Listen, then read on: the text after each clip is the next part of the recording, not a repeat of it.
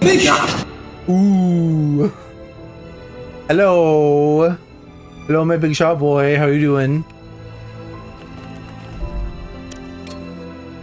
Oh, nice. I can trade with her. I'm Bird. Yeah, you had the day off today, right? Hope you had a fun day. Emma, about that message. The one from Brad? Yeah. You know, a friend made torta fritas. Nice. Which was... I'm struggling to find the right words to explain it, but I think he left the message because he wanted you to live. For me to live? I'm sure of it. Yeah, so last time we left off, he I can't do anything but see you out to told us to go somewhere, so I'm curious to see what that is. But I'll be here waiting for you to come back safely. Okay? So, you better come back. Kagura? What, now she's sick? I'm sorry. Just don't die out there.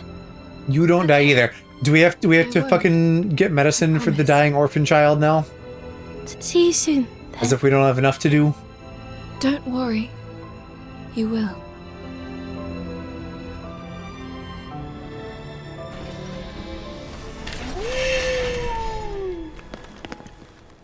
Okay, can I see the moon from here?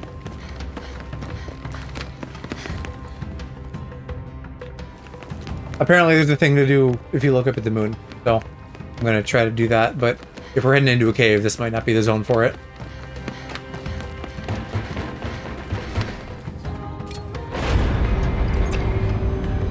Emma, it's Brad. You made it all the way here. Is Kunai with you? You asked me before about why I'm here. It's time I told you. Good. Finally. We're part of a group that's been around for a long, long time. The Organization. That is the worst name ever. We mean to put an end to the Administrator's plan to resurrect the beast of reincarnation. Right. Okay, so it is the Administrator doing that. To kill the Administrator in order to destroy the beast. I mean, they also do the shit in Kingdom Hearts, but like, Organization 13 is slightly better than just the Organization.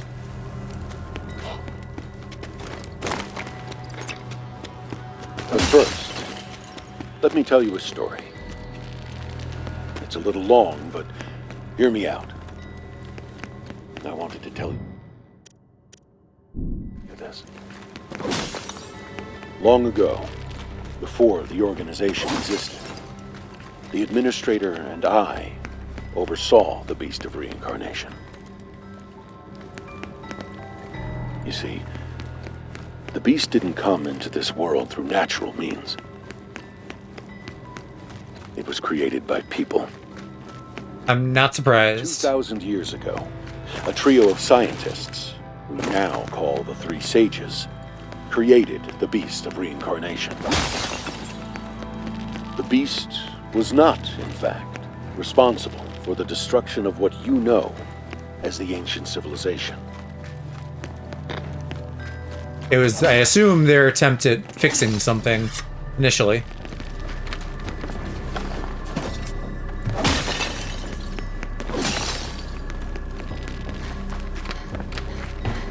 Yeah, every problem is man-made. And maybe it was moon people that would have been man-made, but I don't know if the space element is anything. I get a lot of this reminds me of Scarlet Nexus, which I guess part of it is like slightly underwhelming, but cool at first glance, like action game. I guess action slightly Souls-like even.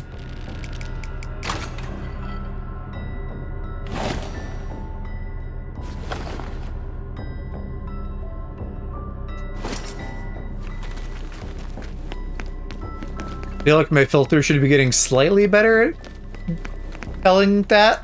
I don't know. It's weird, right? I don't hate this by any means. I'm having a good time, but it's interesting when something comes through my filter and then ends up being a little bit underwhelming. Because I feel like usually I have a really good filter and that doesn't happen.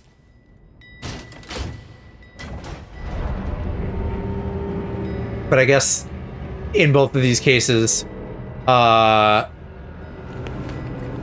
know, controls are part of it, I guess. Cataclysm. Or like not controls exactly, but The whole world generally how it plays, which maybe doesn't come across well in trailers. There were many causes. I wish you'd keep talking in the menus, dude. Massive earthquakes disrupting nations, climate change, war, epidemics. In the face of extinction, there were many who did not wish to go on. That general feeling of despair eventually reached a point where no more children were being born. Humanity's odds for Japan survival doesn't seem like that would take much. were increasingly slim.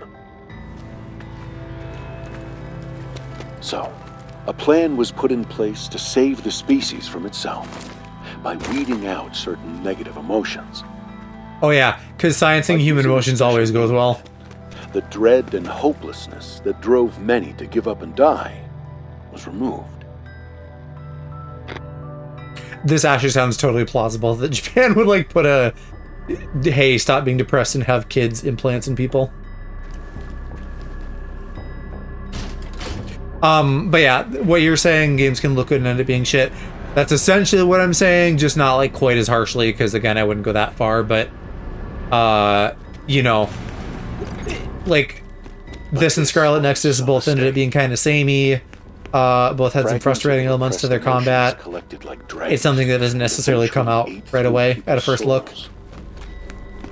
As the soul deteriorates, so too do reason and memory. It can cause a person to become violent and destructive. Painful emotions continued to spread among people. Humanity was running out of options. But then someone, a once-in-a-generation genius, found a solution. The idea was to update people's souls and transfer them to a completely new environment. It was called Project Shambhala. Okay. A digital world was created to provide a more favorable environment for humanity to thrive. And that's why Violet is like Was called well-adjusted. Shambhala. Meanwhile, plans were laid to bring people back to the real world at the appropriate time. Now, when you say update the soul, though, Reincarnation that makes me think like was the system devised to Soma, transfer the like, whole the original is still race dying. to Shambhala. The beast of reincarnation is really a swarm of biomechanical nanobots. This system generates biomechanical particles called Brahman.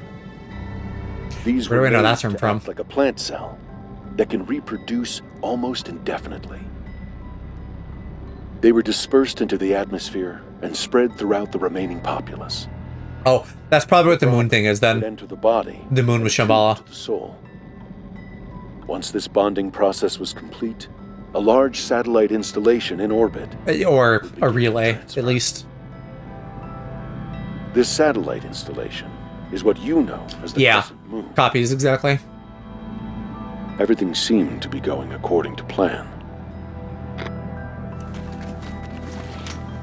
Do you know the game I mean? Soma? Like the horror-ish game? I watched Scary Game Squad play that like back in college. And I'm like, wow, okay. That fully was a transformative moment for me in terms of like instancing of consciousness. And so now I fully expect a future where I'm going to be like a boomer for the sake of preserving my original instance of myself and not like using a like I would never use a teleporter. Probably never, because presumably the technology is going to involve some sort of like breaking down and rebuilding, which seems like the same thing where you're killing the original and then the copy is just going on like unaware of that fact. Or like even if they're cognitively aware of it, like you can't experience it as the copy.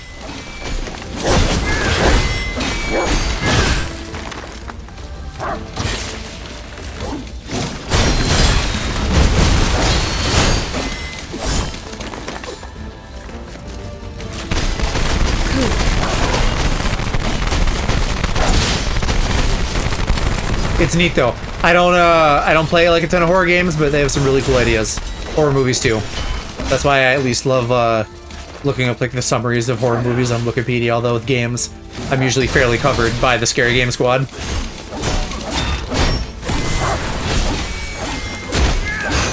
Narrated and spoiled the ending and it was still shocking, yeah.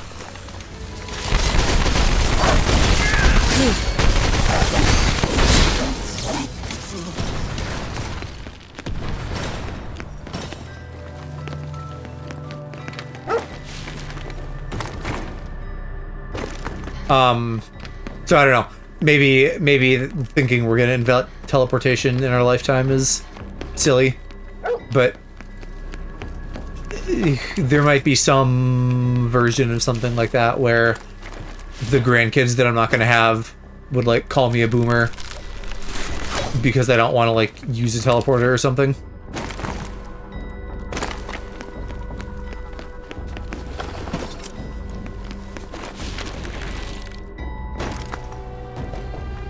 I did see the ending of the Digital Circus, yes. So, for anyone else listening or watching the VOD or whatever, if you need to avoid spoilers for that, you know, close your ears, jump ahead, etc. But yes, obviously, the Digital Circus is very relevant to this idea.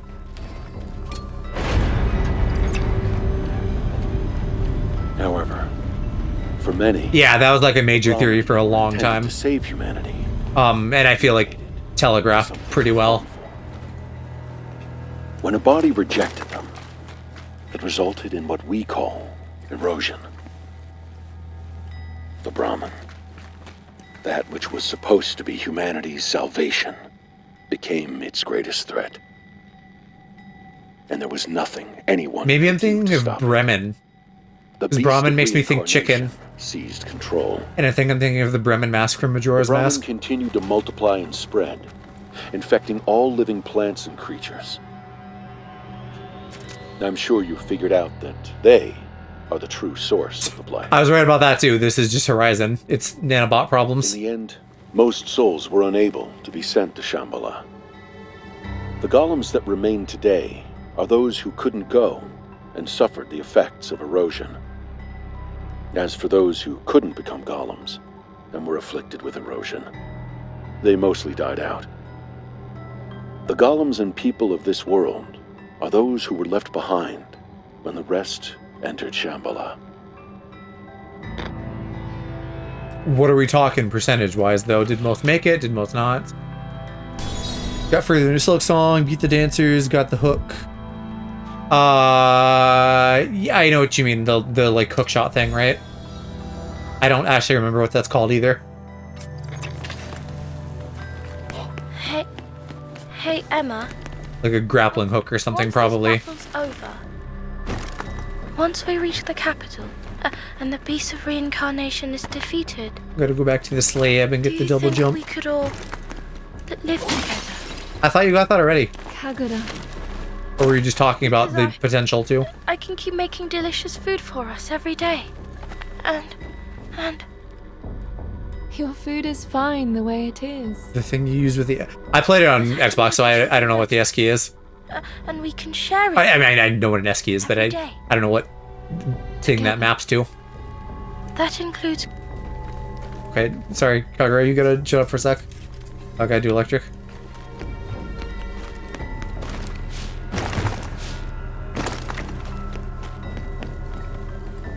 Didn't know how still in chapter 1, okay. Iki still has some of that to finish, but she had me game share, or I guess it's not game share because it's not live, whatever it's called on the Switch, where you can like lend games to your family. And I lent her Mina the Hollower, so she may check that out if she has some time. Not tonight, I'm sure already, because she goes to bed super early, but maybe in the following days. I had Co-optional on yesterday and they were talking about it, so that got her interest. They were talking to one of the devs. I love listening to devs talk. We'll go back to the zone. Left and go to the big bird with a double jump. Yes, right. Yeah, you need the hook for that for sure. Okay, that looks like 1 out of 3. And there was still another problem. Those who made it to Shambhala would eventually want to come back. The Beast of Reincarnation, now in control of Shambhala, managed to suppress this urge to return. But there would come a time when this urge could be suppressed no longer. And that's what the Nushi are. If humanity was returned to The Nushi are like fucked up people wanting to return or something, I bet. Able to survive the blight. So a new kind of body was needed. A body that could adapt to the blight. A body like yours, Emma. I might be off base. Blight-stained individuals are born without memories or feelings to make them receptive to souls. That's why you were born the way you were, Emma. Why you are who you are.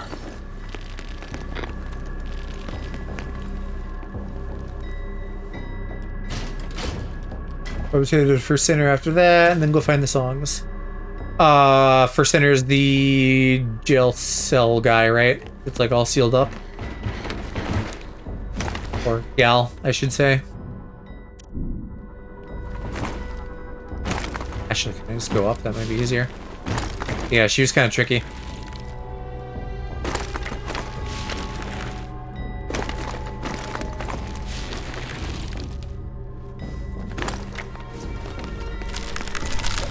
Whoa, nice job. Let's just go right there.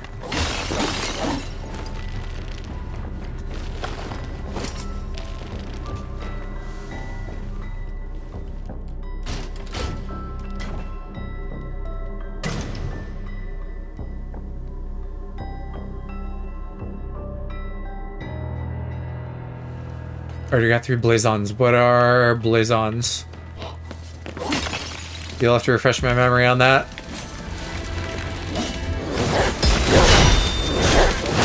Or explain if it's like a translation thing.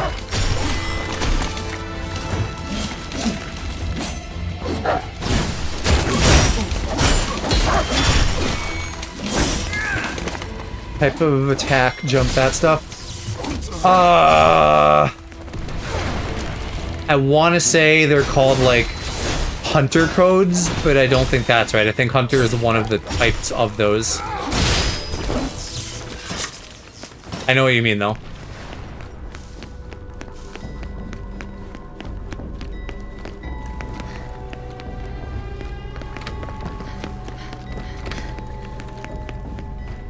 Crests, maybe?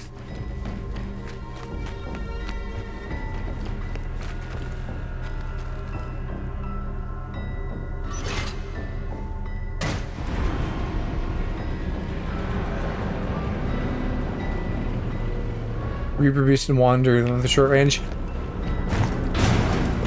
I think I ended up not using the very beginning one, but like maybe the first or second one after it that made your like down slash just kind of work like a regular bounce and not like a diagonal thing. Side by side. And I think I pretty much stuck with that for the whole game. Until the bitter end. That's right. I never imagined you'd come this far, Emma. Are there any shrines here? In the beginning, I was just using you. I saw you as a soldier with no free will who I could use to take down the administrator. 1. Yeah, so I might be getting like 1 more charge by the end of this if I haven't missed any. But things have changed. Emma, if you go on, you'll find the key to confronting the Beast of Reincarnation. And if you choose to fight, I can't tell you what will happen. You are able to decide for yourself now. So, decide. I'm really curious then if this is nanobots, if the What will you do? beast is gonna be a fucking like nanobot swarm in the shape of something. Hopefully not just like copies of all the bosses we fought. Or To know why I'm here. if the nanobots are already merged with all the plant stuff and so it's just gonna be another big Nushi. He had I'm his unclear own on that will. currently. I want to understand that. To have the will of a person. The heart of a person. To have a heart. Ball. Brad's. Well, there's a present for Ku. Well, then I guess we're going.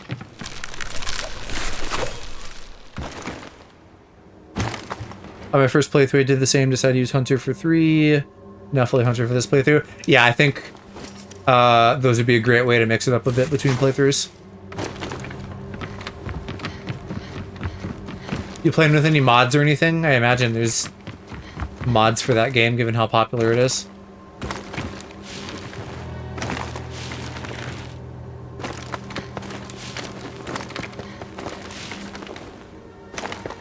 Just vanilla. Fair enough.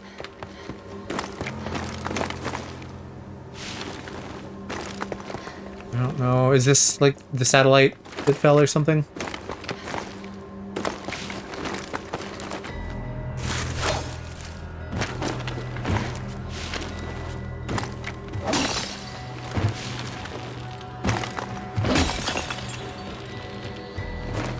Ooh, this is giving Metroid Prime a little bit.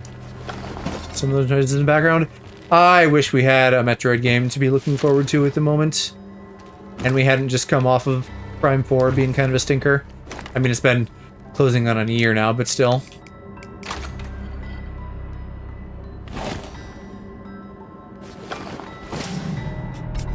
I guess there's other Metroidvanias and things. The Silk Song DLC should be coming out at some point. I'm really hoping that it is coming out this year and they haven't, like, found they needed more time to cook. But, I mean, if they do, then obviously that's for the best. I was kind of looking at, like, you know, planning out the rest of the year in terms of, like, what I'm going to stream and how that's going to spill over into the beginning of next year and stuff. And I have, like, things pretty booked up, potentially. But there's some big unknowns, you know, like when Silksong DLC, when Ocarina of Time, if I end up playing that, you know, if it is different enough or just really charms me with the visuals. It's probably been like 10 years since I played Ocarina, but it doesn't feel that long. Because what are we now? Mid-August, so... You know, if I'm thinking ahead to like the next 5 months of what I might be playing, it's unrealistic that like nothing is going to come up at some point that's unexpected.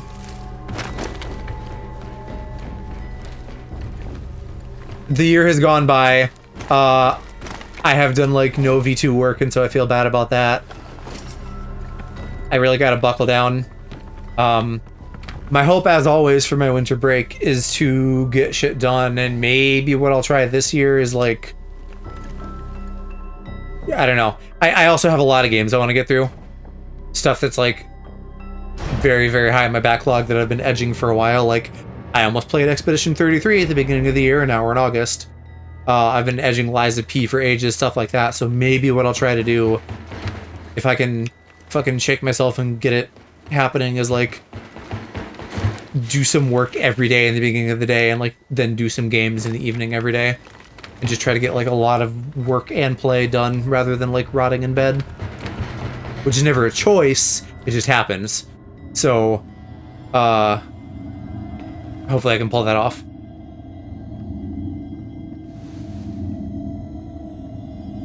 But yeah, the year's just flying by. So you'll fight.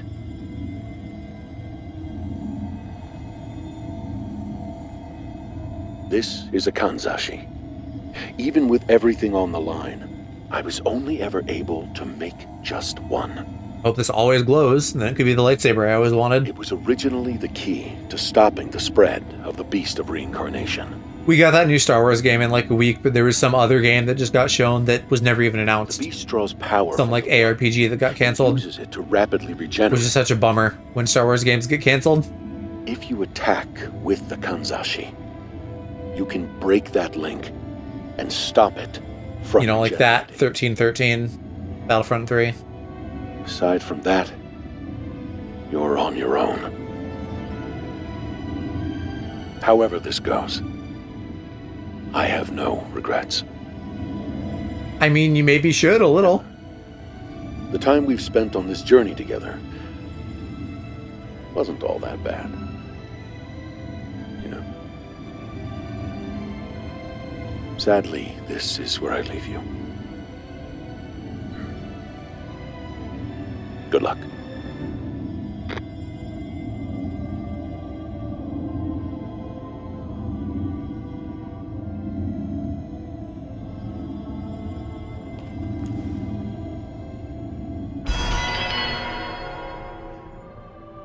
Okay, so I might not really be using this. That might be a key item that we whip out at the end.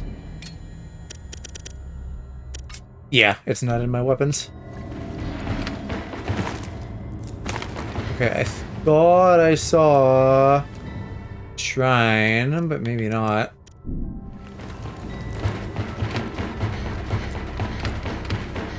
Guess we'll just keep on going.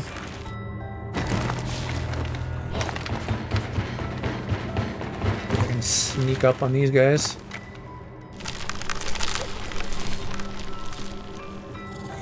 Ooh, there's a big fella. I should probably start with the big fella. Although if we get the other two out of the way and just have one target, that's not bad either.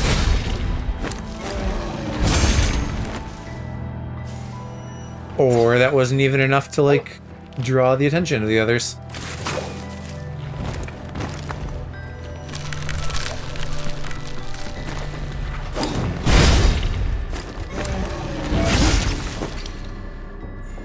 Still Gucci. No! You bitch. Alright, you get the arrows then.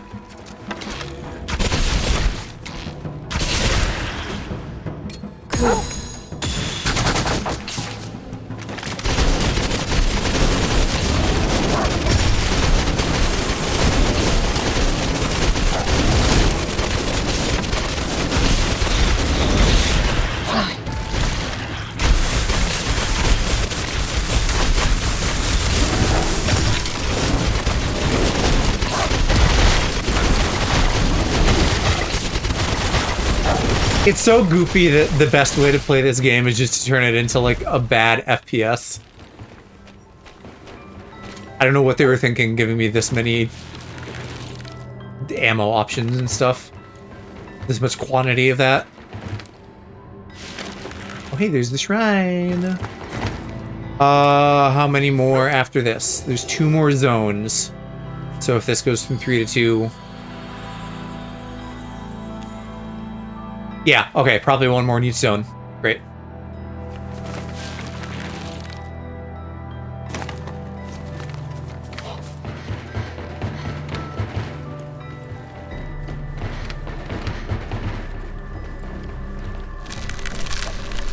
Not that way, not quite.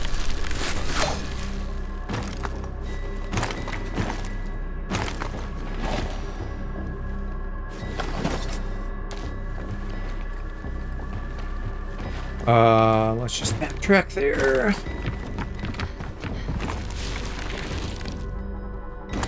Another game this reminds me a lot of Kena Bridge of Spirits.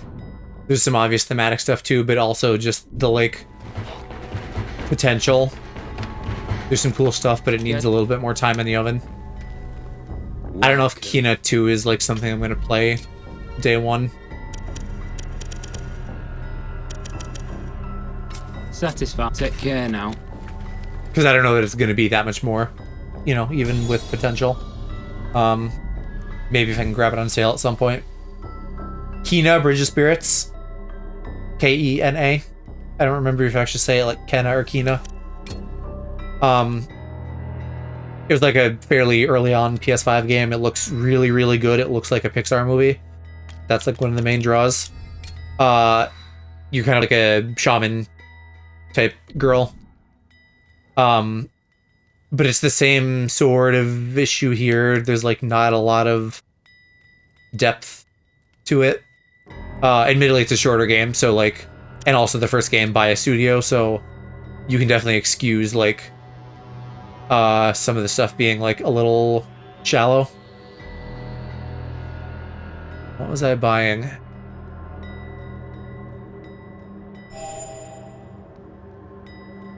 Maybe this. Well, that's what I'm saying. The gameplay, like, also is a little bit shallow. Like, the combat isn't super complex or anything. Probably the graphics are the main draw, I would say. But it was, you know, maybe like a 16, 20-hour game. Granted, this is also... I think we're going to clock in maybe around, like, 24 or something. So this isn't super long either. But I don't know. I guess the Souls genre, which this feels very close to, is something that's usually held up so high, and something I would say I probably do personally. So I don't know, I guess it stings a little bit more that this is undercooked.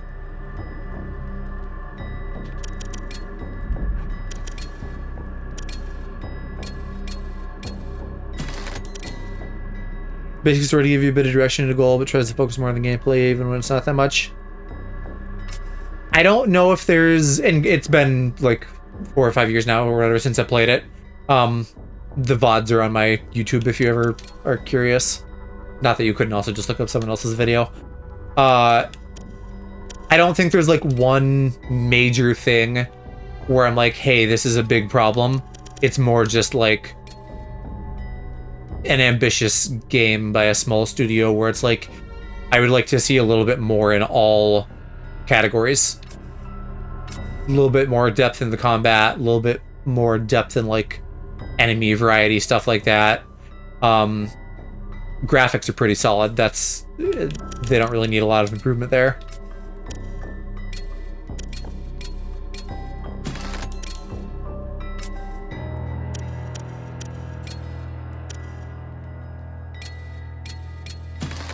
Okay, there we go. Squeaked out a couple more projectiles.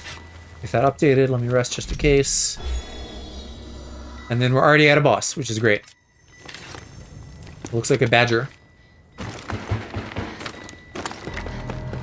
Maybe it's the bear it's lighting. Ursa, yeah.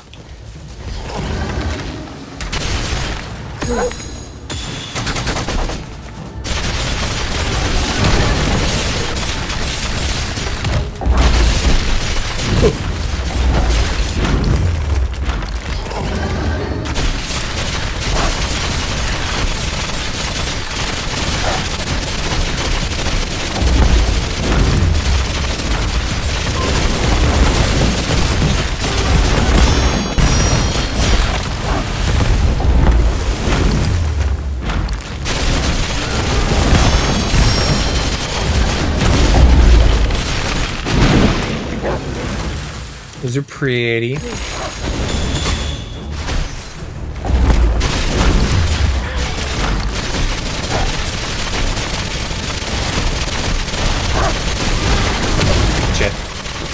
I'm not like double rolling, so I'm just getting hit by some of these. And I can probably finish off your first form there. Beautiful. What do we got for phase 2?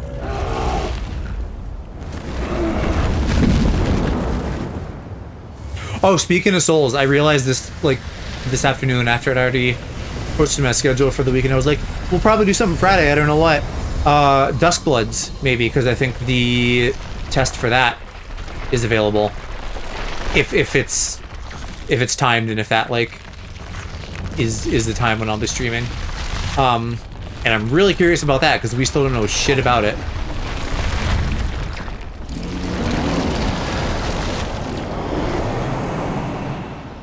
Hopefully some good soul stuff and not too marred by the multiplayer of it all.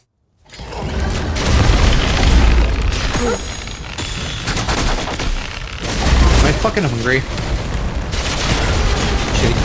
I gotta get in the habit of, like, checking food before a boss fight.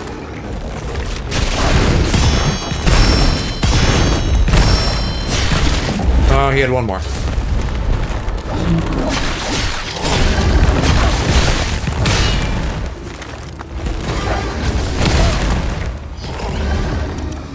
You hold me on for a sec while I heal.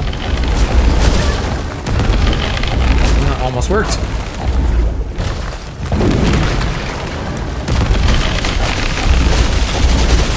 God, the regular ones do so much more damage.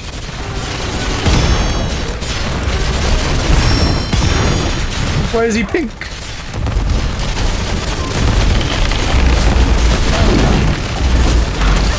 Shoot, he's getting a lot of plants thrown at me.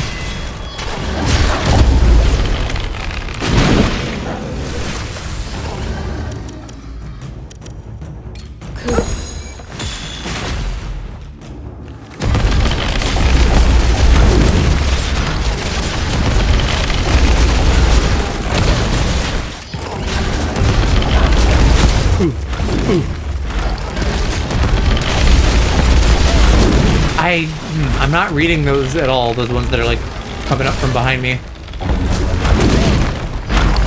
It feels like they just get me before his other attack can land.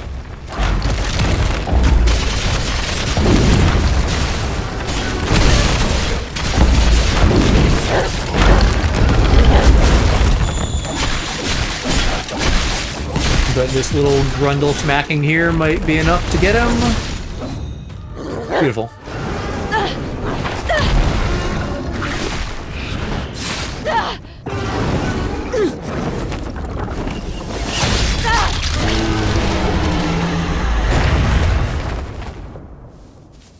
Bye-bye, Mr. Bear.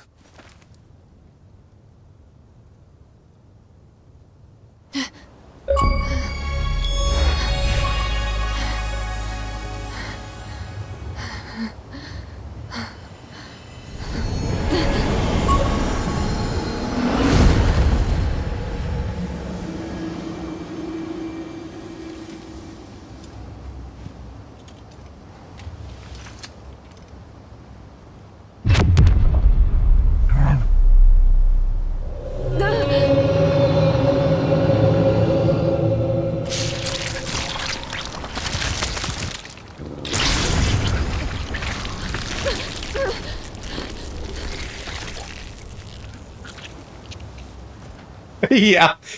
Stepped away and already beat the whole boss. Because they're easy now, because I just can... I can play this like an FPS and just shoot them to death, mostly.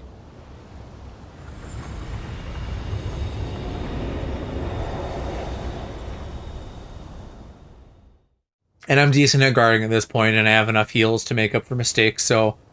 This is not as wildly challenging as it seemed at the beginning of the game. Or rather, I've buffed up enough to the point where it's not.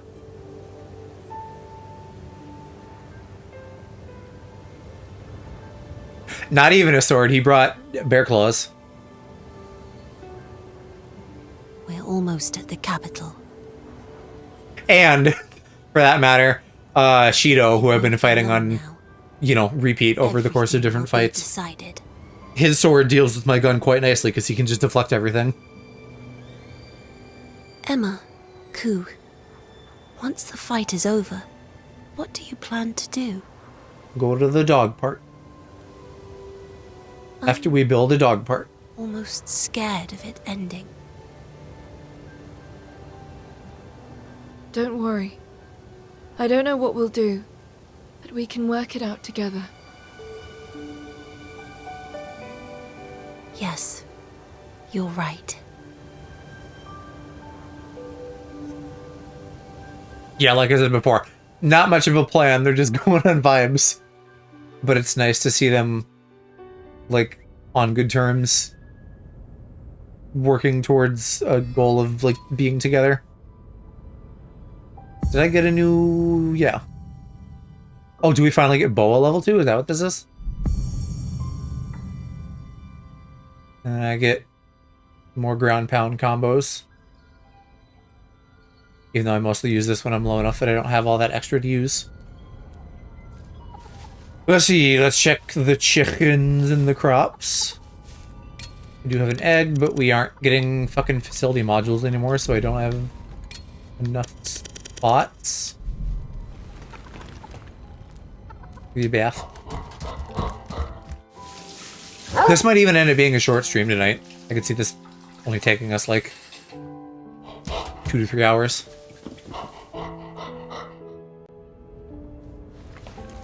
I've mentally arrived at a point where I'm like, I'm not grinding or anything off stream.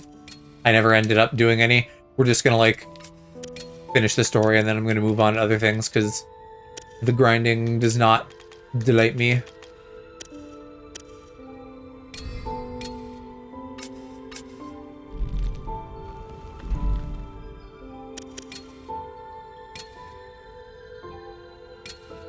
And I feel like if I can arrive at that conclusion, that's like enough of a sign that that's what I should be doing.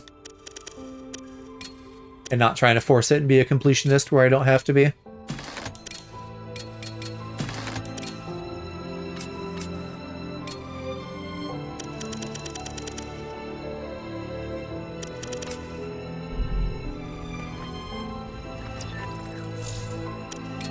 Wow, a lot of skill points from beating a boss.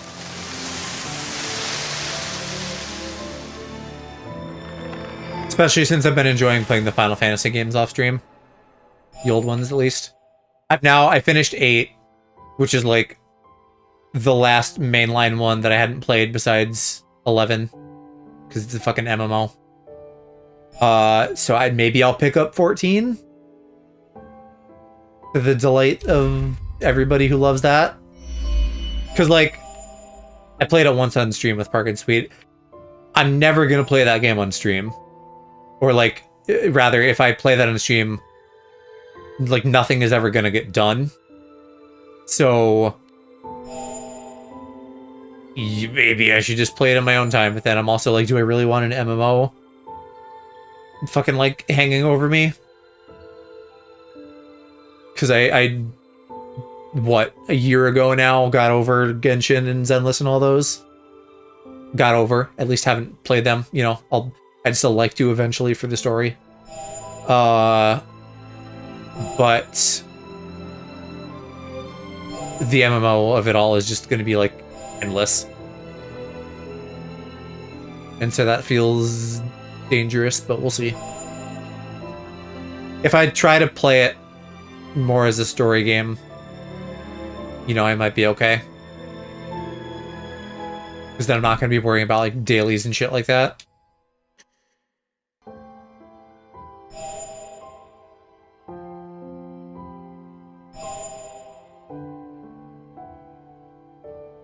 Let's do more of his basics. The armor for me is great. And the status build-up is great. I'll focus on those next. Maybe that'll tide me through the end of the game. Okay, we still gotta talk to Kagura. Does it usually work on me only if you do? Typically, with, like, the gacha games in Animal Crossing By the way, are my version I of was that. so shocked when my And typically, talking. I guess Pokopia earlier this year, there'll be a period where I, like, am It's pretty not heavily that she's dedicated to doing, like, everything I can. And then eventually I get tired of that. Shame she doesn't eat. Back when I played Barbara MMOs a said little she bit, happy when I just was being with us. a teen, which was like a little bit of RuneScape and MapleStory. It would be nice to share. I don't a think meal. those really had dailies. That hadn't, like, been invented yet. Back in my day, we didn't have dailies. We could just play the damn game. Or at least it wasn't, like, heavily commodified the way it is now. There probably was some stuff that was, like, doable every day, but it wasn't, like, for, like, gacha currency or, I mean, Animal Crossing existed when I was a kid, so that had their version of dailies, so to speak, but it was, you know, the Animal Crossing dailies really felt like more of a thing in New Horizons. Is that the newest one?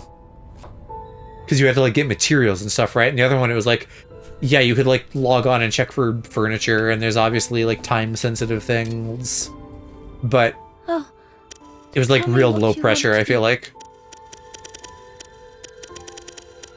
And now every game is like in a fucking war of attrition for your attention, which is terrible, and I hate it.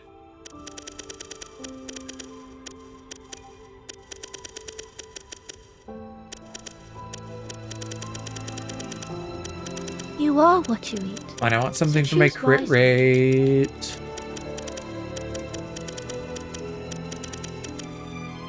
Whatever. We'll just I eat make an one? egg.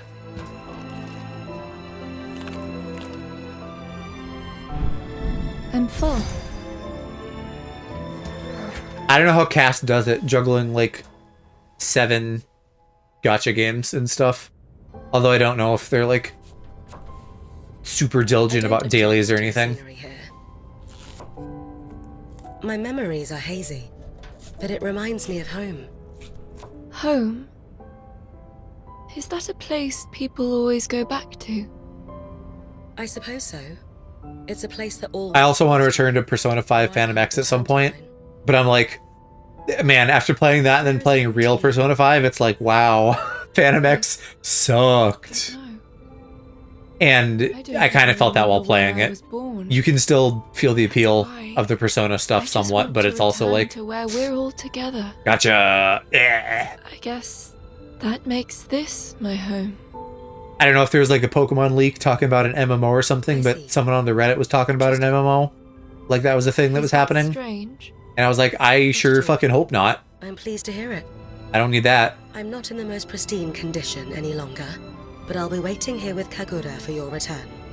I just want to play a game, you know? Please be sure to come back to us. I don't want it to be a chore I will. or a Don't worry. fucking Faustian bargain for my soul. But like, play a game, enjoy it, and be done. Or if it's a multiplayer thing that I can just come and go as I please, great. Right? Like, for all of the skin economy of rivals and stuff, you get all the Opening characters. communications. That's what I need for MOBA. If you want to monetize skins, which of course everyone will, and do all that, great. Just give me all the characters for free at least. That's what killed Unite for me, is trying to like grind to keep up with characters. In your journey, And also getting annoyed by people. the foretold time is. I feel like Cast has a few today, probably not keeping the dailies. Probably. And I'm sure focusing more on some than others. And some probably falling to the wayside for a long time. Hour. Hurry, purifiers, for the people of tomorrow. Purify these nuts. Shut up, Administrator. I hope we get to kill him. We're almost at the capital. Let's keep Maybe he's gonna fucking be like the quote-unquote human paired with the beast or something. Or like Kagura. nanobot merge with it. Oh yeah, she's still dying from like orphan plague. One thing I've heard that is kind of true is that a lot of games, even story games, try to give themselves more length artificially because of streams and game time instead of focusing on being more straightforward. Yes, that's like every open world game with like a million little things to do on the map. This definitely has some parts that feel like they stretched it out more. You know, the whole suspense of the story, while you know that's fair. Stories can have suspense, but it's like really feels like they stretched out the suspense more than they needed to, just for the sake of like having more zones. And like refighting a couple bosses certainly felt like padding. My diagnosis is complete. It's erosion. That makes sense. An illness that affects those who fail to withstand the blight. And you know, sometimes I mind that She had to varying degrees of not so much, because like as far back as Okuichi. I'm a little bit immune to like Contact with artifacts. giant map do all the things. To think she was dealing with Probably it grates more on me over time, I think. There were no signs. Especially as now as a streamer, my backlog is just always What's getting going bigger and to bigger. happen to her? But like some people are like, no, I hate that, and I'm like, yeah, it's okay, because to some degree it's just like more of a Within a month. playground for a game you like. Is there nothing You know, we can Elden do? Ring was pretty good. They made use of that well. We can cure Breath of the Wild, with the way they did their little like Triangle Hill visual design and stuff, like those are probably some of the better examples.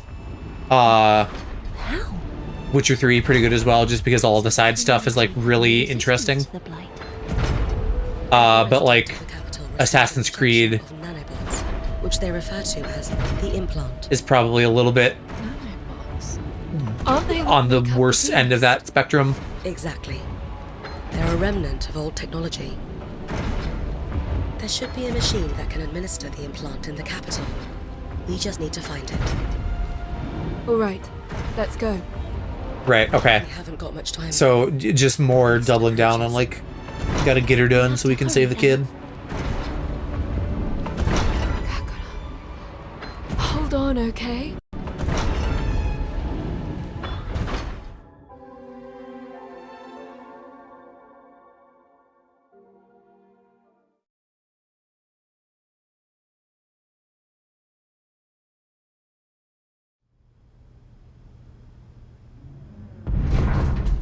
Parasite and Infamous does secondary stuff to do mini games that you're not forced to do in the main story.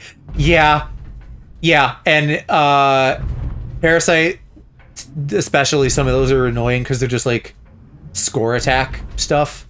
Infamous is probably the same way, I just don't remember as acutely. And I mind those more or less to varying degrees, like Spider-Man has them too, but the movement is so much of the joy of Spider-Man that as long as they give you a little bit of a the miasma. like a fair margin for error, then those aren't so bad. The Nushi must be near. Can we avoid it? Negative. We'll be in the miasma in 3 minutes. I would love more of both We'll of be those though. surrounded. More Parasite, more Infamous. Because it's basically the same genre as Spider-Man, loosely, Stop you know, here. just like And don't move. fun movement around a city. Understood. Halting movement. Infamous and other things, let's get the points in the time limit. Okay. Yeah, it's just farting up a storm fresh for us. Deploying anchor. Parasite tried to get the gold platinum in the mini games. I hate the tank ones, some helicopter ones. I've mentioned this on stream briefly, maybe not when you were around, but Parasite 1 annoyed the fuck out of me because there was like, I think there were like skill point orbs or something. There was like 200 orbs of something, and I was at 199 and I couldn't find the last one, and I like had maps and I was looking really carefully and I still couldn't find the last Let's one. go. And so that was an early example for me of like, hey, every game needs some fucking in-game tracker to help you find that shit. At the very least, at the end of the game, because that's ridiculous that I'm just at 199 and I can't find the last one. Oh, is this like the opening section of the game now?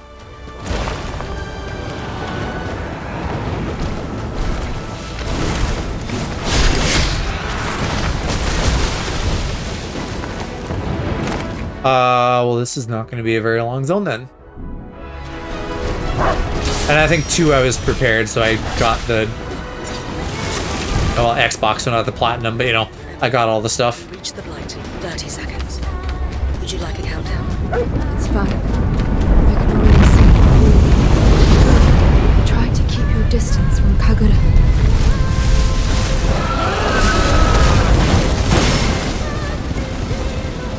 Oh, we didn't put a pig. I wasn't sure for a second if we had. Ku, I need your help. Okay, what about that one? Forward, Ku.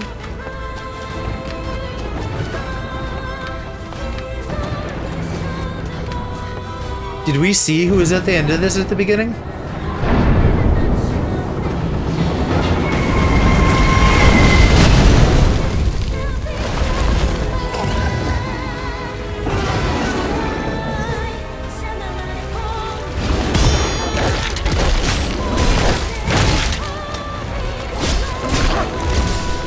I guess loosely related to like having fun running around a city. I'm looking forward to Kingdom Hearts at the end of next year, since they announced that, and I like committed like it's for sure going to be out then. I'm so excited for Kingdom Hearts 4. I'll have to talk with Cass and figure out if there is some sort of like lore catch-up we want to do, because we've talked about doing a stream to that effect for a long time. I just don't know what would be like a fun way to do it without A, having it just be a PowerPoint, or B, putting in like way too much work, like making something. Haven't played a single KH game ever? Well, you can get all of them on Steam for like the price of one game, or less if it's on sale. Else, and if you don't care about spoilers, like I said, I think it'd be fun to do some sort of lore catch up for everybody. What I would like, the idea that I have in my head that I'm like, hey, this would be fun is like puppet show. But like, what does that mean? Like, how can we make puppet show? Maybe it's just like we make some foogies for the different characters and then like move them around.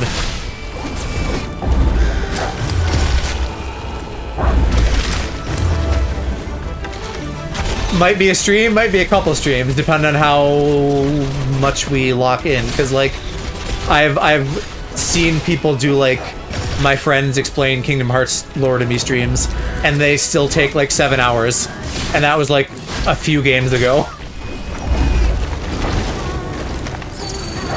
Yeah, that's the thing. Is like, it would be cumbersome because there's a lot of characters. So even if we kind of do a simple-ish visual style or something, I don't know. Let me just throw out a number. You know, that could be something like 50 characters or something, and I could be lowballing that.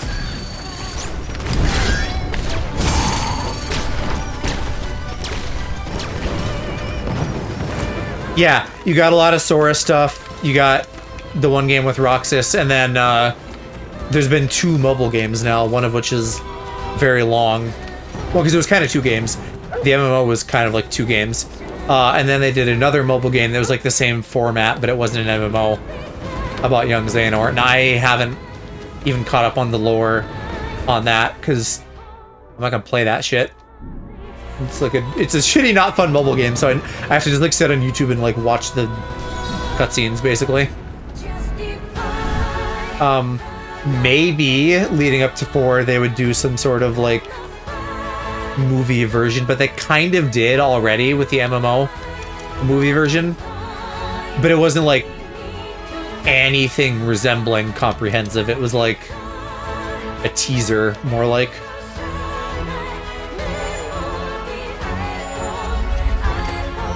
And that's not good enough for me, because I gotta know all the shit.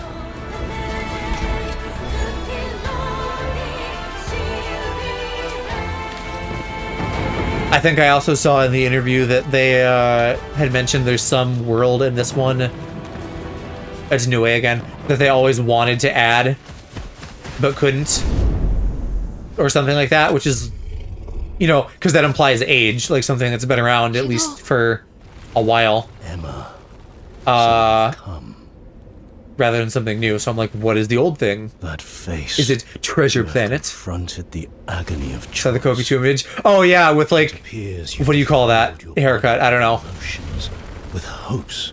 It's very modern. It's very rooted in a real time, So pure, which feels goofy. perfect. You are empty. Erica is the true heir of your mortal shell. It belongs to her and her alone. And Erica Anything is anti-synth. your sister, who is probably Violet, right? It looks horrible.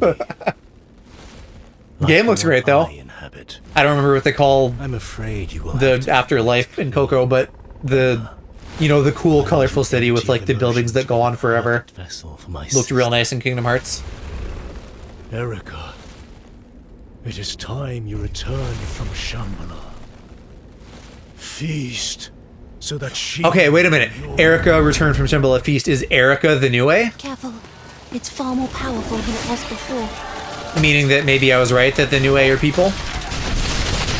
Okay, I should be fighting him, not the Niue.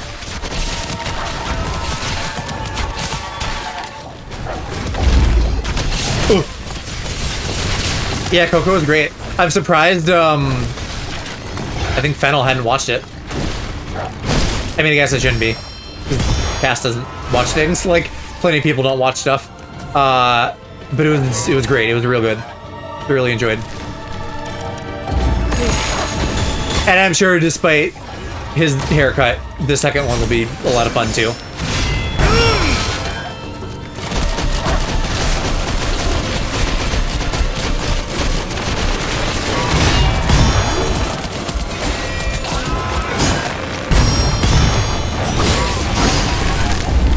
Although we're definitely not like in the golden age of Disney movies.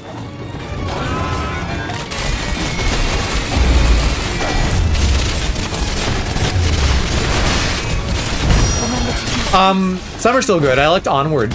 Pretty good. The one with like the elf brothers or the troll brothers or whatever they are.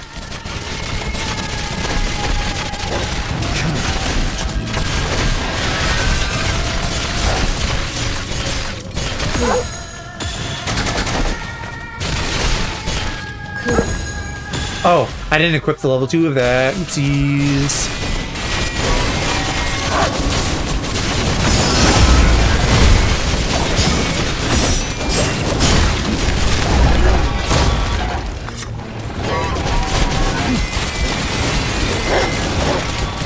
Yeah, that was one of the last movies I saw in theaters before COVID.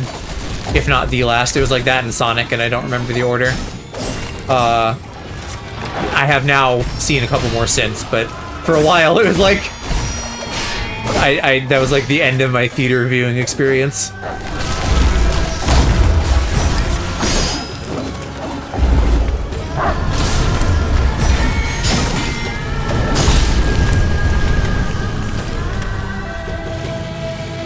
Last movie we've seen is Avatar with the Blue Guys 3. The Avatars they're decent. I'm not like coming. Although sometimes their thighs look pretty sexy. Jake's thighs specifically. They're fine. They're kind of fun, but they're not like.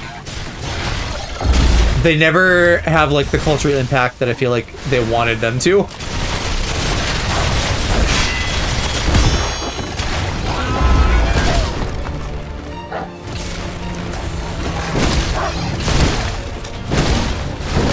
Oh my god. Come on, let's deflect the thing. So in Buenos Aires when I went with my dad.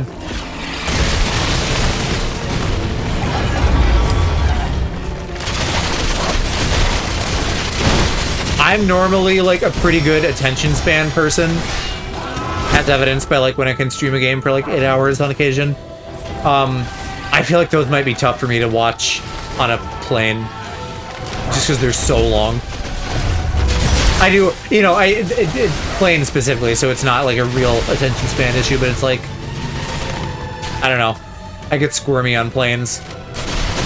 Because I'm not someone who can ever like sit comfortably, so I need to be able to move around, and obviously I can't.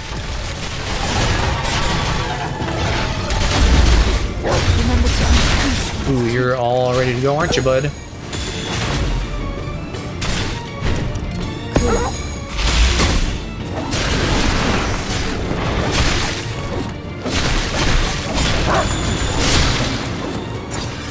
Another easy kill. Should be the last time we're fighting you, hopefully. That was, what, the third or fourth time? Why? Why? Even the agony of choice was denied me. Why was I not chosen? Why was I born in this unfeeling void?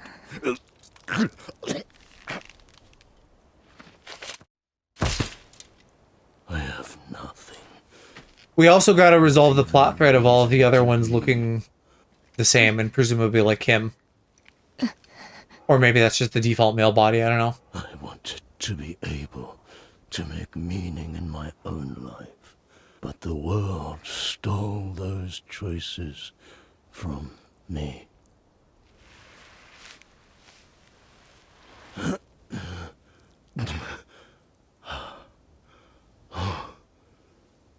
I cannot forgive a world that would do that.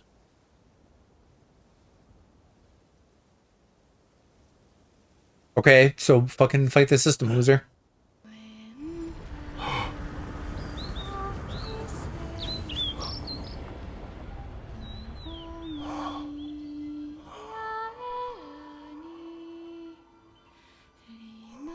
You seem like you're gonna fall over dead. Oh, Erica.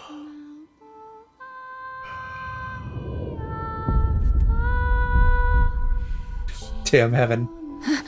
Shambhala, so kind of. He's symbolically looking up at like where his sister is. Supposedly. I don't know, maybe his sister isn't Violet.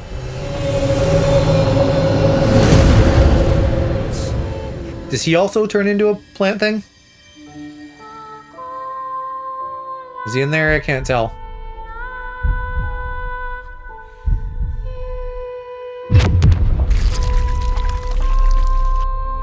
That's I don't know if you caught that lore earlier, but the thing was that they were like digitizing people to help them, whatever. And I guess I'm not sure if Shambhala actually was in the thingy up in the sky, but there's at least a relay up in the sky. I'm imagining that they were up there in the thing. Because I think, isn't Shambhala supposed to be like some kind of heaven-like realm? So it would make sense. Well, the big one is his, like, Demigorgon beast.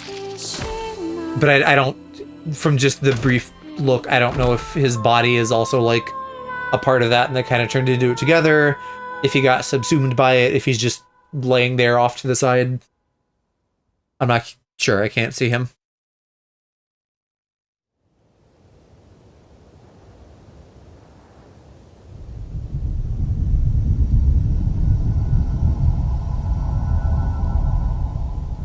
Okay, Shambhala is a legendary hidden kingdom of peace, wisdom, and spiritual perfection rooted in Hindu and Tibetan Buddhist traditions. So not necessarily heaven, maybe something more like Atlantis, based off of that description. At long last, the So it could definitely be somewhere, like, to think we're finally here. on the realm of Earth. The truth lies before us. Both turns, seen how they glowed. That's what that implied to me, What too. Shidu said And the fact that he was has choice. plant powers as well, like I do. Seeing as he was a synth, well, a malefact, perhaps he was being manipulated. Perhaps even Kunai is, too. Those Well, yeah. who are controlled lack the ability to choose. Aren't I the same? No, because you developed a soul. I don't know, And also aren't an asshole. but Shidu said you already had free will. I thought the beast of reincarnation controlled all malefacts. But if the beast was created like Brad said, then wouldn't it have a master too? A true Exactly, the master administrator, of that's what I was saying. malefacts. And they basically already spelled this out for us. Perhaps that's the missing element I can't quite I can't, figure like, in my mind. Be like, I'm such a sexy, smart sleuth for figuring this out when they're like spoon feeding me answers. Something that controls the beast, but was made by humans.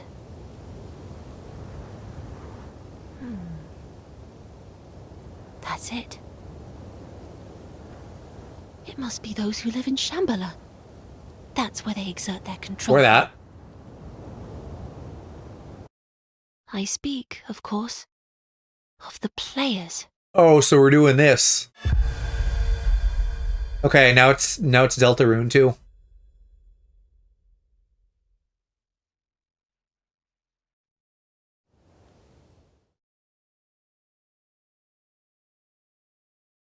Although that was capitalized, so I do wonder if that's supposed to be like an anagram for something.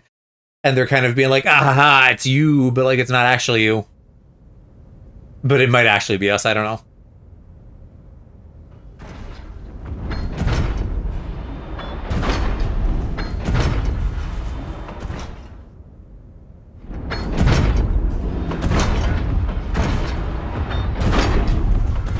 Also, last time casted the dialogue was really awkward. There it is. That kind of felt like Capital. it to me. Like, of course, I'm speaking of the players. Like, it looks towards camera. It can't be. That was like very not in-universe dialogue. It can't be, what is that, the capital? Gates open? The forest. It's already taken over.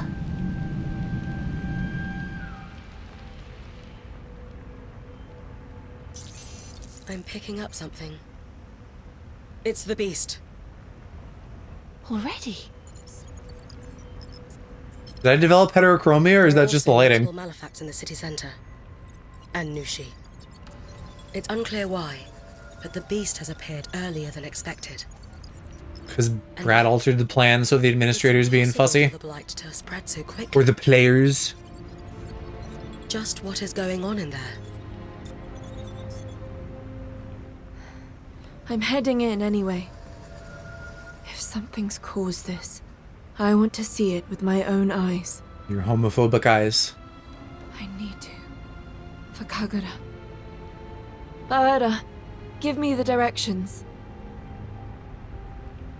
Emma. You're right. There's no other way. But you must permit me to take you as close to the center as possible. Yeah, that's fine. It's too dangerous. I know. But this place is your home. Somewhere that has kept you safe.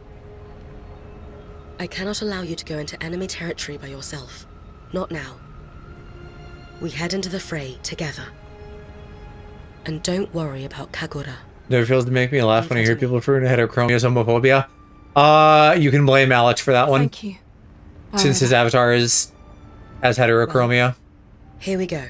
And I think he just likes that meme, and also, you know, as like the number 2 gayest boy, it's fun to accuse him of homophobia.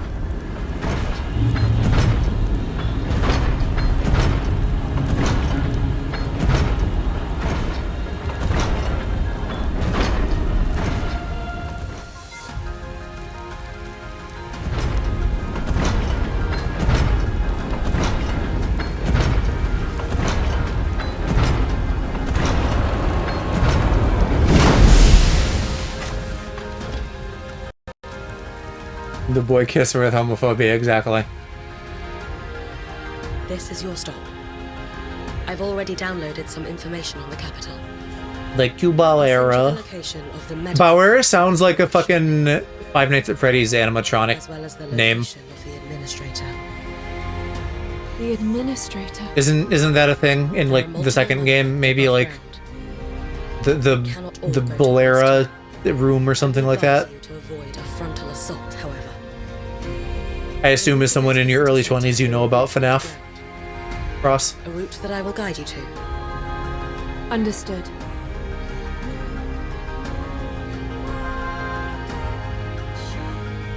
Adieu.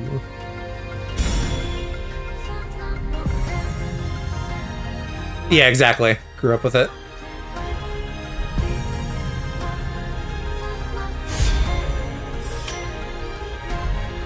I need to read that again. I saw poison and then I saw other things. Each slash calls down poison lightning. That sounds metal as fuck.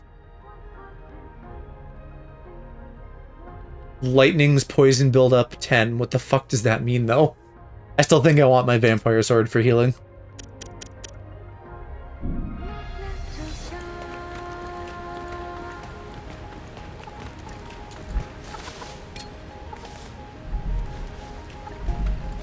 I still gotta watch the second movie. I'm sure I can do that for Halloween this year. Hey, the lighting finally fixed on that. I think I was gonna try to watch it like on Discord with Aloe and everybody, and just we never got around to it. So I mean, I'll check with him again, but probably It appears not super important, and I can just do it with Mom and Kiki. It's getting worse. It's gradual. but We haven't done any like surely Discord watch party stuff in a while too, so we're due for some of that.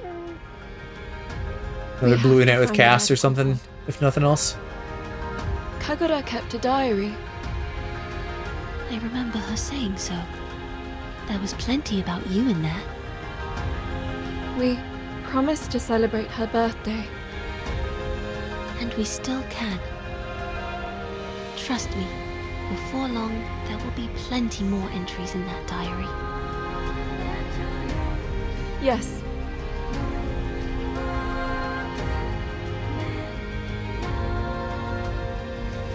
But who will I eat ice cream with? She's dying from the plague.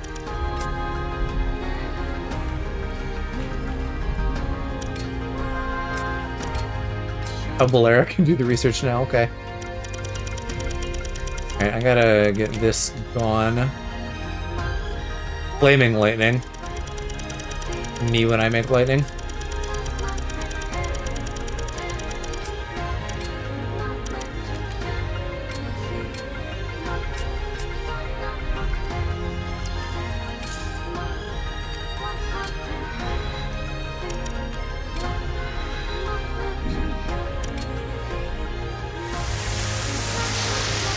Oh yeah, I gotta put on the level 2 armor break skill that I got. If that is in fact what that was.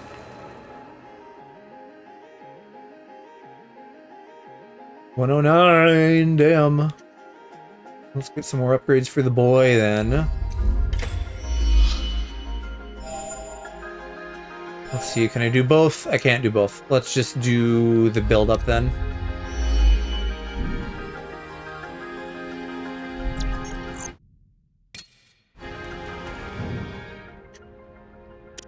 Okay.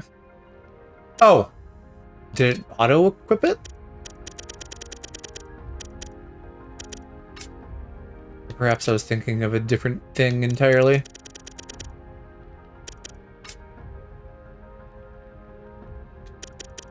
Asago Boa does have a level 2. Okay, I think that's all the level 2s. Wait, you're one level 3. Yeah, okay. It's like 2 levels almost, which is confusing. Let's get more bolts.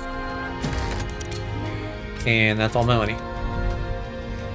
Now we'll go out and maybe I can see the moon. I forgot to look for the moon in the last place.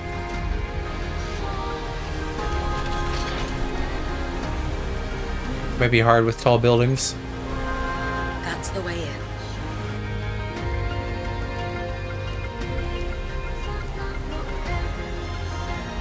Go through and head toward the medical pod.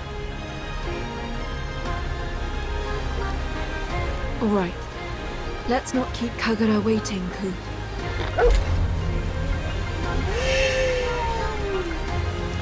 Yeah, I don't know if I'll be able to see it or not. Weird, we're kind of like in the middle of it almost. And I have no idea how much this is gonna like loop around vertically and stuff. Should I be doing things back here? It maybe just kind of cuts me off.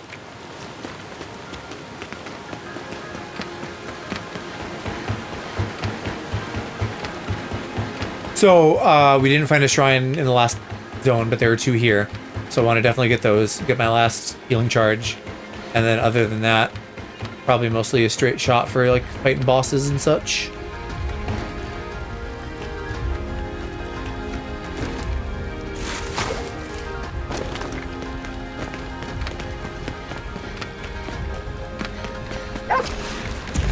Did you find something? Cool.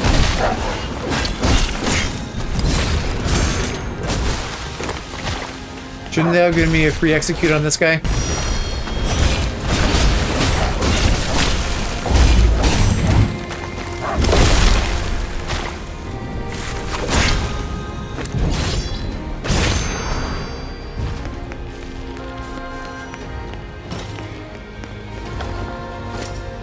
Oh wait, shrine already, where? Hell yeah.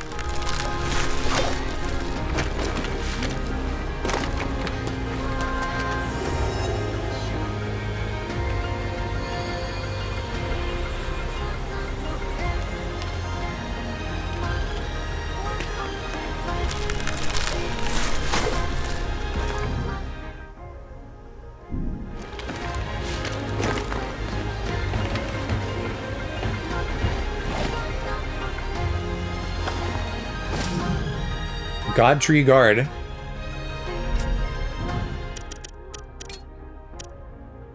I might as well just use whatever the best thing is.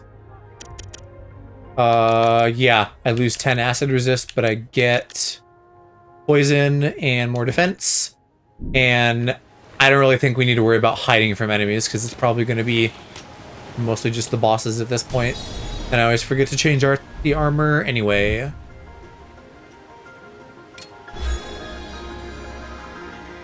We didn't eat. How is my hunger? You should have something to eat, Emma. Okay. I can prepare something for you. It may not be as... I am surprised they didn't do have a meal thing. It's fine. I hardly taste anything I eat. I see. I'll have something when I get back. Yes, please do. Well, I'll have some rations or something now, because I don't want debuffs. Not hungry yet, right? Literally almost starving. Alright, what way are we going? The other shrine is like up here. I want to make sure I hit that. I'm assuming this is kind of gonna wind around. Looks like it will. Ah, there he saw me.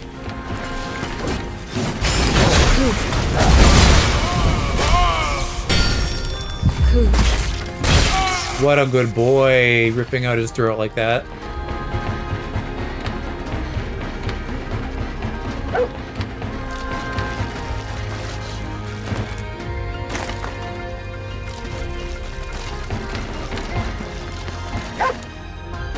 Cool. Did you find something out of Well, it? that's all the way back there. Why couldn't you have found that 10 seconds ago? Or can I even get to that? It is, except for that I have that, like, little grass thing to let me artificially create cover. So, like, I could maybe pull that off in a couple places. Okay, I don't know where that is. Probably I just needed to keep going along the same way. Cool.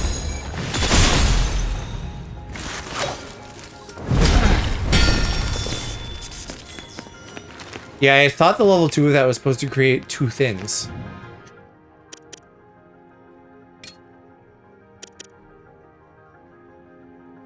Ah, no, see, I'm confused. I was confusing 2 with level 2. That one does not seem to have a second version of it.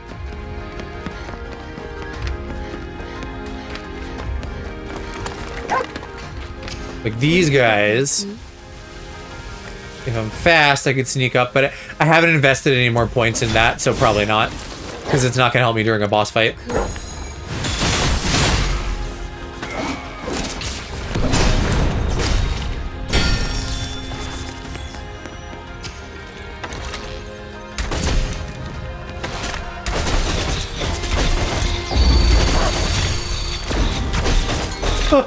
He just like teleported in midair and took that laser blast for me.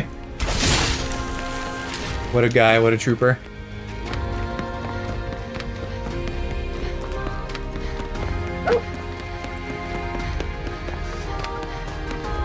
That's very green.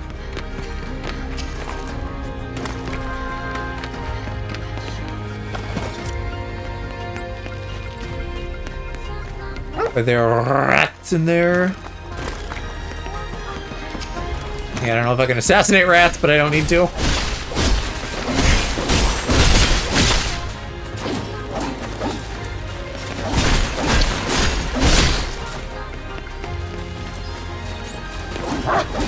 Getting stuck on a wall. You know, I wonder if these things work on bosses. Some of his skill effects, like the weakening and whatnot. Probably only very slightly if they do, though.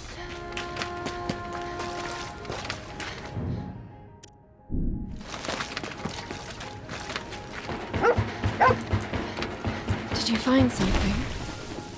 Yeah, completely pitch black room.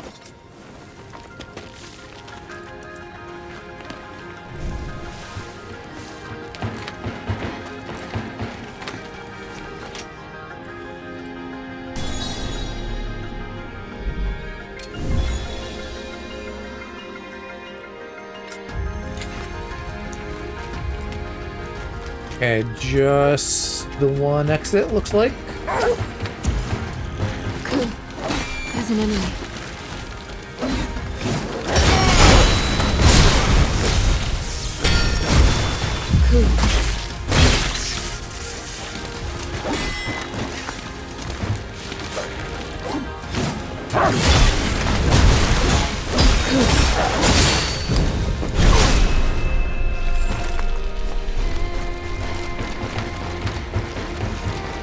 These underground tunnels that are like overgrown with plant life and have all this blue lighting are kind of lovely.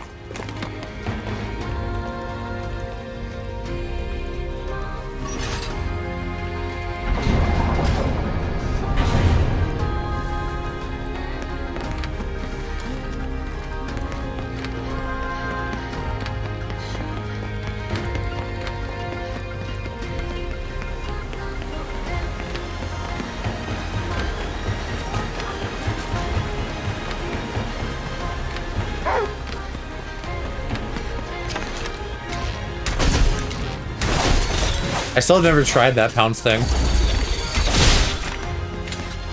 I clicked it there, it didn't do anything. So it must be a flick or something instead. Alright, well we're gonna come up here this way, so then probably should be a pretty linear path to the end. Like, the disparity between the zones in this is crazy. Because you start with the first one and it's like a mini open world, and then these last few are all linear.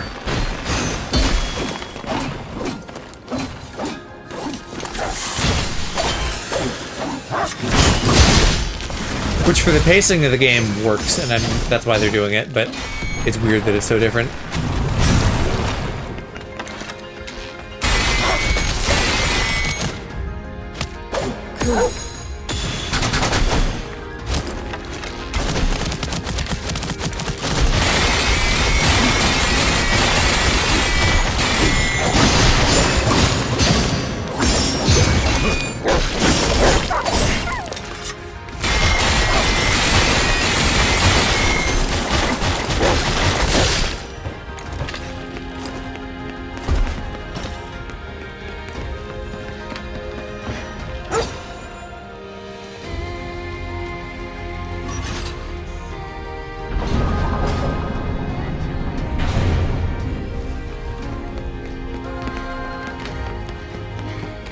Nice frequent stones to save at.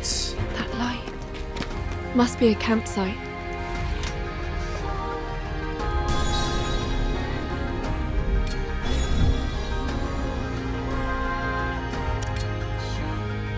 And at this point, I feel like we just put everything into offense for these guys.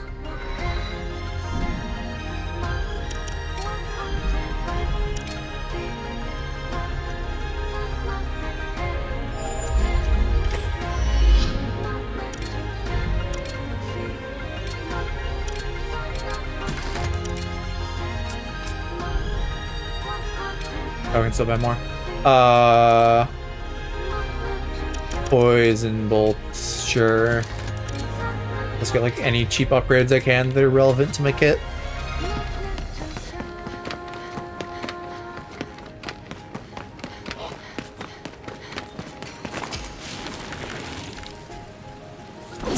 Ah! Maybe I could have played that differently. Got it, I was close.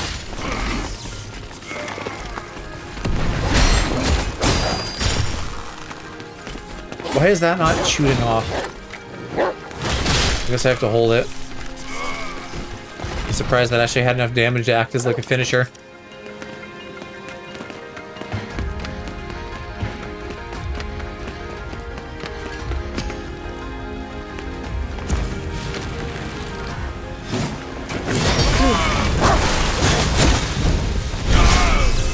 I guess it's less... I don't know, it's like the extreme linearity of these zones that feels weird to me. Like there's really nothing off the main path to do.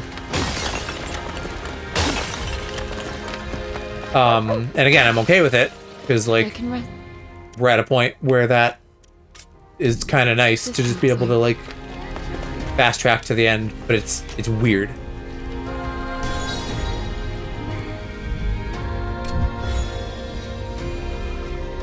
Maybe if they at least mixed the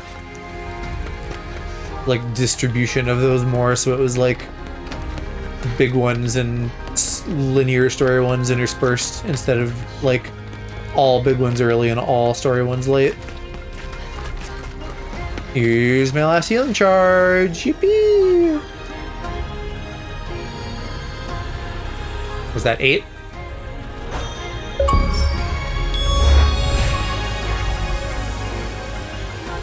That's my soul, okay? And I don't... Did we ever figure out, like, what the fuck the life fruit is for? Because I don't know if I did. It was supposedly used in his crafting, and maybe I'm not, like, manually crafting anything that maybe I'm supposed to be. But I just didn't end up using that in his kit. I like his reusable skills more, for obvious reasons.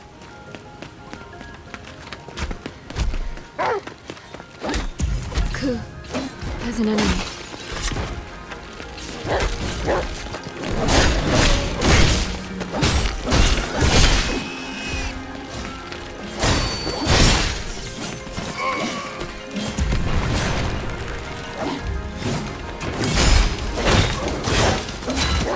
Alright, let's just make this easy and shoot you.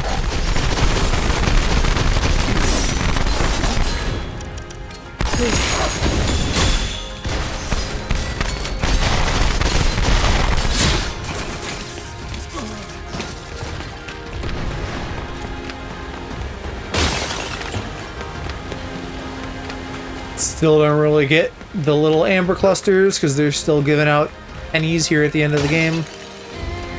That would have been like good amounts. What they're giving me now would have been good at the start.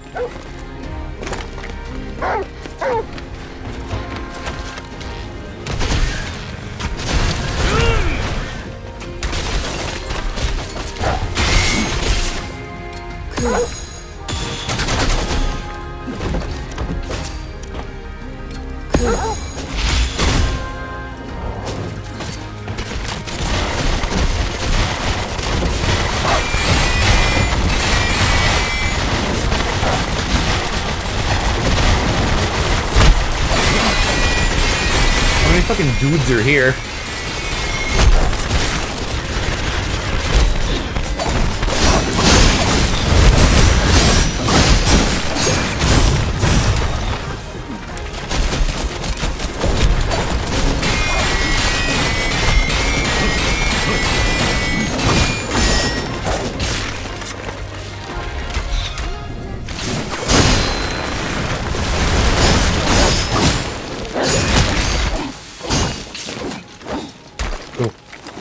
Bowman down. Oh, and that filled up my whole gauge. That's nice.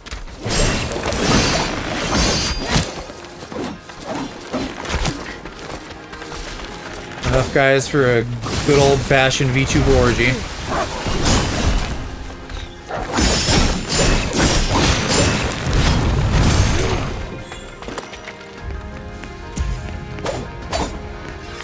But you're still here. Oh, die already.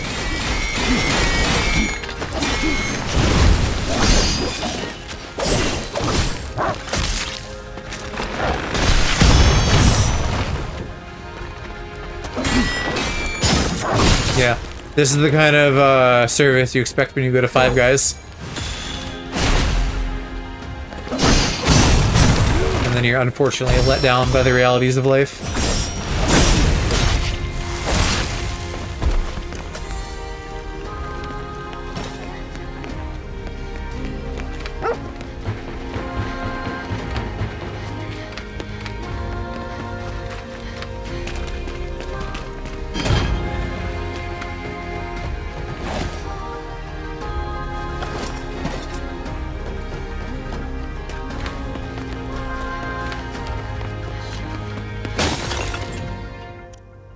Nearly at the main strip.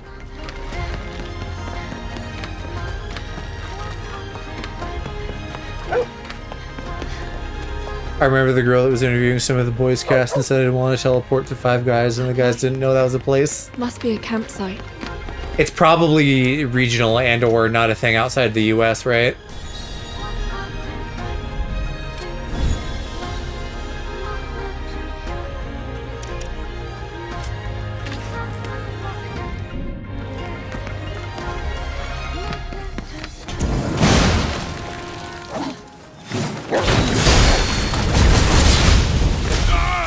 Okay, get a pre-kill. Way to go.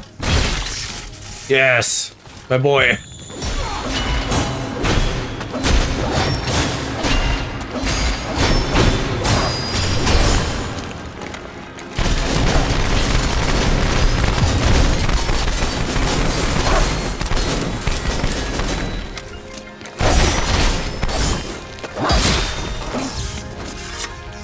Oh, they know us, yeah, probably. And I assume some of the boys' actors... Well, yeah, the guy who does Butcher at least is obviously British. I don't know about the rest of them.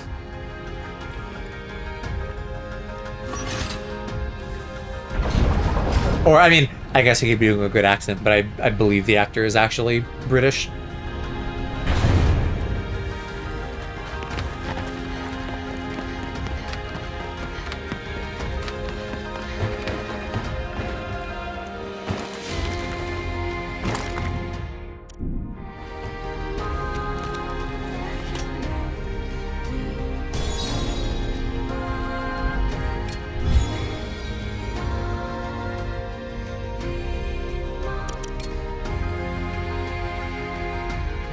Happens that they can have a good accent, but I feel like he's British, yeah. I should know his name, but I don't remember it. I don't know if I personally know him from much besides that show.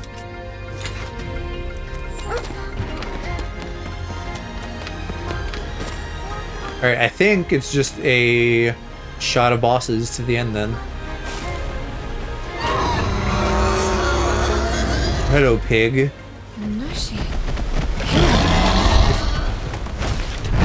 Maybe we didn't fight a pig. Maybe I was just remembering it from the opening and we hadn't actually fought this. I don't know. I don't remember. This feels familiar though. So this might be another, like, redo.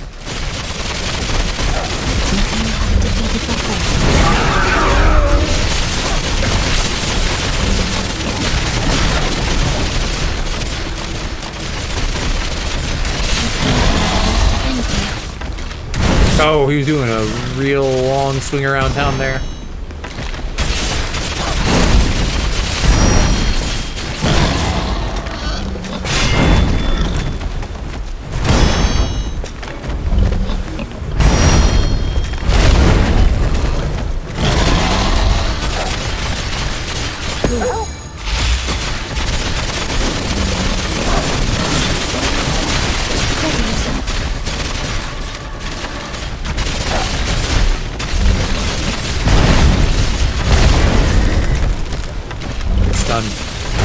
No, I'm taking so much damage. Just get stunned. Okay, phase 2. I would expect, yes. Made a post on Five Guys.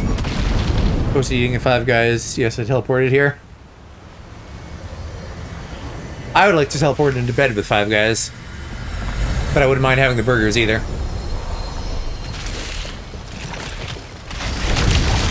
Oh, there he goes. I almost thought he was done for a second. I don't think we did fight this, for real, because the transformation feels unfamiliar.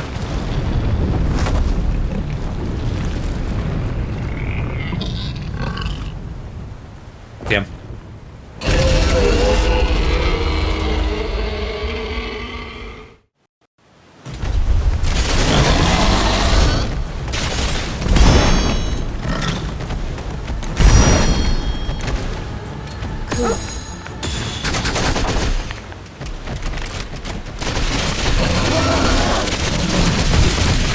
What are you launching at me, you fucker?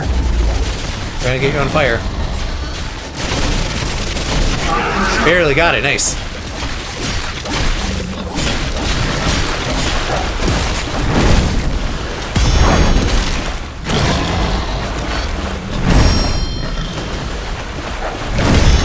Good news about him going around town like that is it gives me time to heal.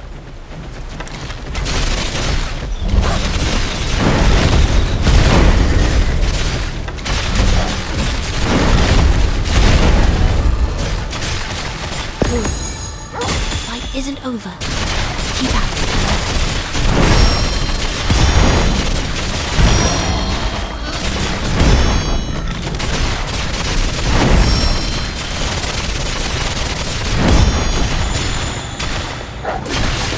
bad time, I don't know. Look, I'm gonna get smacked. Yeah, there you go, getting smacked. You've almost done it.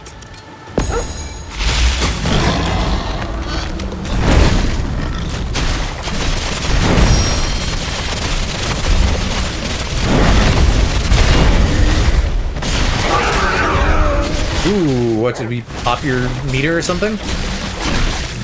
Something good happened there. Die, pig.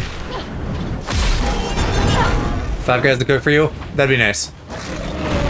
This is why we should invent really, really, really good sex robots, because then I'll just do that. Get a nice little harem.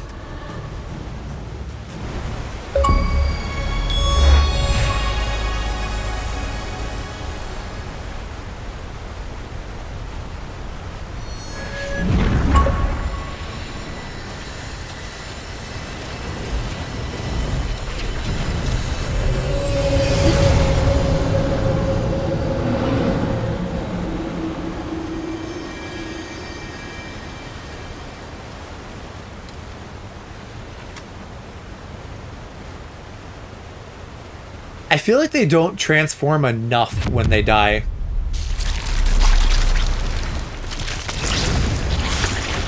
A lot of it is still just like the animal corpse. They should like fully turn into like a tree or something. Maybe they kind of do. I mean, that looks like a big plant with tusks. So maybe I'm being a little bit fussy.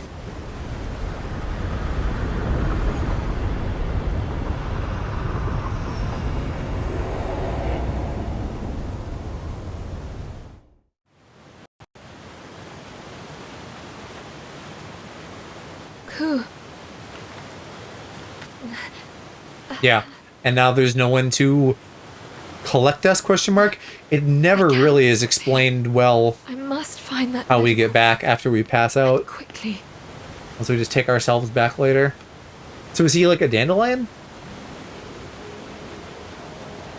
I guess not quite, but it kind of looks like one when it's open.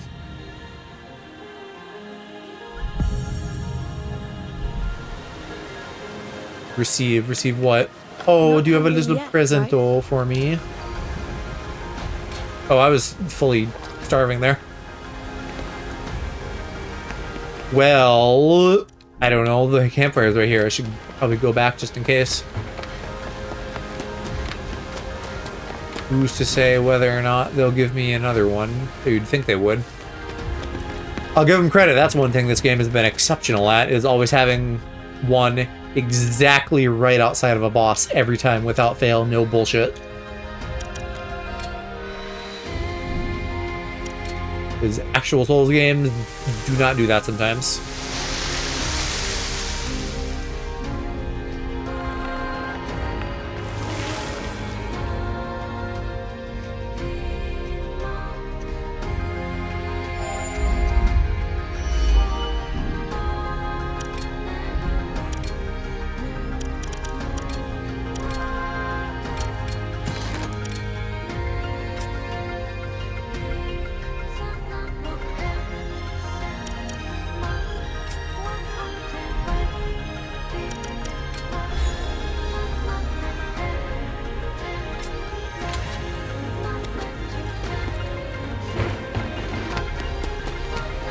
Alright, what is next?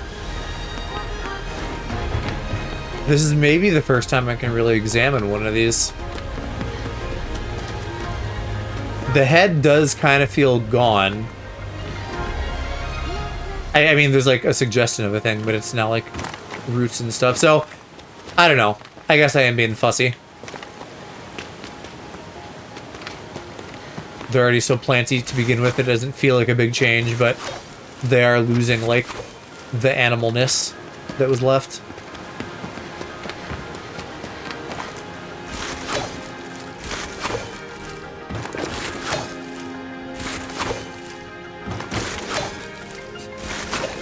Maybe they aren't giving us another one, and that's their way of trying to get us back quick if we die. I don't know, when should I be expecting my next one? Probably here.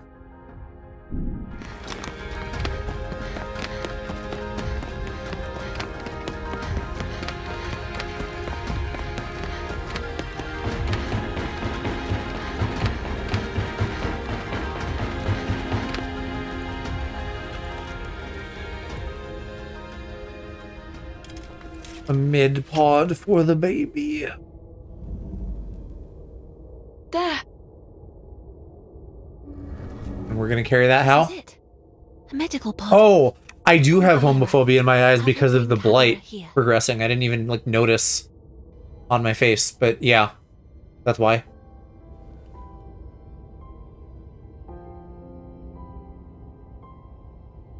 It feels like it happened very suddenly, I guess. You either have homophobia or you don't. Where are you going? The fight thing, obviously. There's blood splatter on there now. It looks like leaves. Promise you'll come back. Please. I promise. Did they Thank you. develop anything to deal with this, though? I thought that was the whole point of the golem bodies and Shambhala and everything. Maybe they found them later. If they mentioned that, I missed it. Trust Ku to help you find your way. And you can see Violet now because you're blighted? Question mark? Are you? Ku shares a bond with her. He will seek her out. I guess if that's like connecting her to us via plant stuff, and then Should that's like I disappear, daisy chaining to Violet. you must find Emma instead.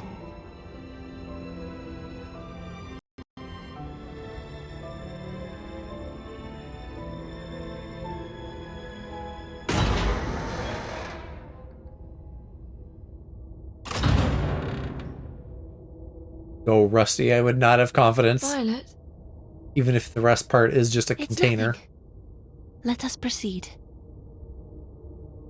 You know, it feels like you couldn't count on the seal for any amount that mattered.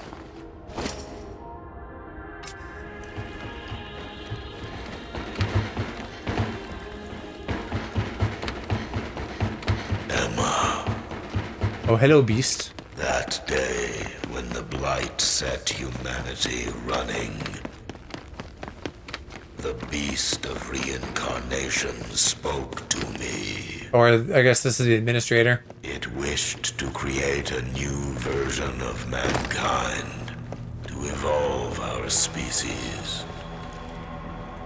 Its vision aligned with my own, so I decided to lend my assistance. Right, They you were under gave the in assumption it protected them and sided from with the blight. fucking nanobots. However, at the flick of a switch, it activated, moving us into the second phase of our plan. Selection. Those whom fate deemed worthy became Blightborn, while the less fortunate live out their days as malefacts. Right, so I'm the cure, Beast is at question its mark. full strength. We shall expand our scope to the entire world. Yeah, I'd love to know the state of the world, not just the state of Japan. Awesome entails. Oh my god. Humanity will be reborn. Fucking Naruto too. However, even the beast itself cannot exist forever without decay. That is why we sought a special subject. That like it could be. Completely saturated. It sounds like there was some global cataclysms and stuff. That So like is why we every country could be its own little kind of fucked up. to mass produce the Blightborn. Like I don't think the rest of the world is fine, but they may not be dealing with A this. suitable candidate, we were allowed to live. The final embers of a bygone age. However, now that you have been found, our time is over. Humanity must first die so it can evolve. A new dawn nears, for soon begins the age of the Blightborn. But enough of that. Like how confident are you that In my my shit is reproducible, transferable, etc. Maybe I'll get my wish and we will get to kill him.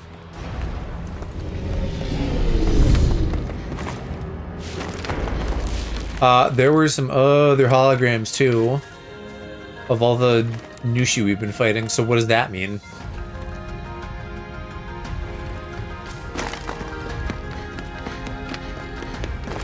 I mean, I guess that they are responsible for them existing, but, like, what does that mean?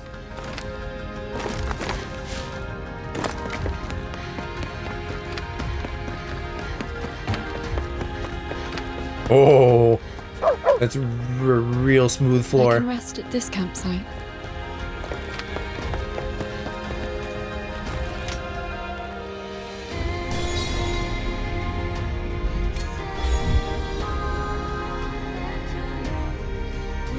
I guess, like, probably kind of the same reason they have the beast and whatever, but, like, what is the explicit purpose of that? Is this all an attempt to spread the blight so that it furthers their research and attempts to find a me?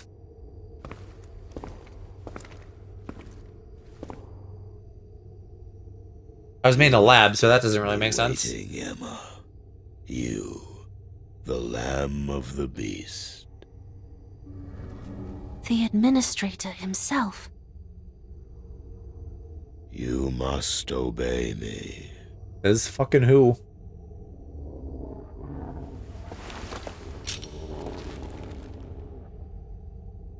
It would be foolish to do otherwise, for I rule a new version of... Is he sticking around? It sounded like he had, like, drank the Kool-Aid and he was gonna be dead and make way for, like, the next stage or whatever, but now it sounds like he's gonna try to stick around. Resistance. These just regular robots. Cool.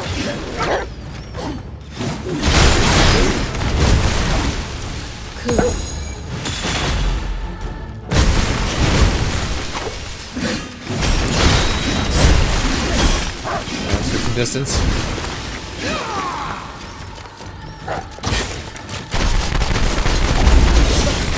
As long as this isn't some kind of wave situation, which it might be, this should be fine.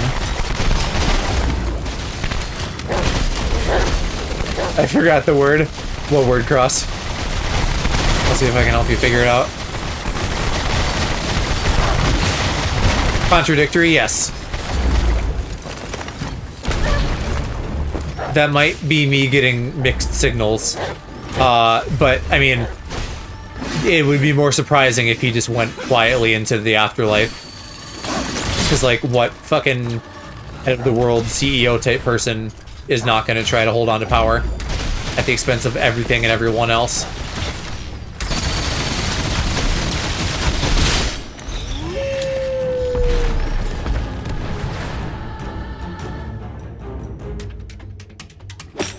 So this is now what I would have expected.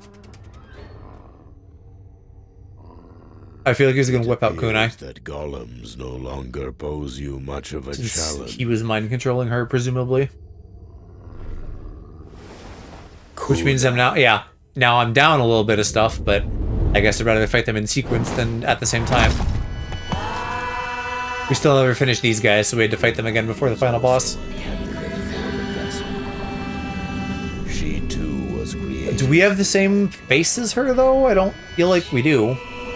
Now Different hair, different voice. stage of your I guess they could have different versions of all this, too. Kunai, you have your order.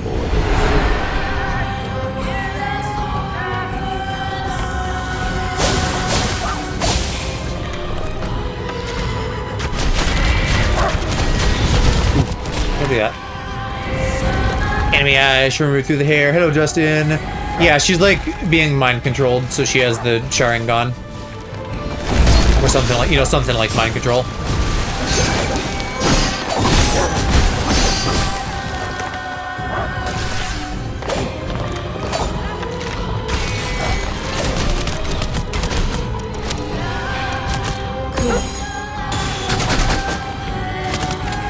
Fire. Let's see if I can get you on fire.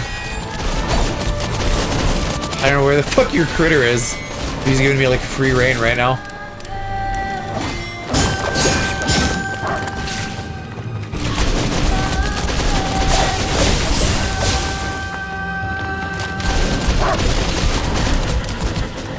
There you are.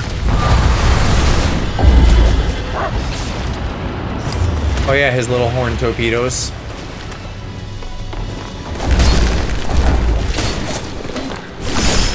Oh, and then this thing.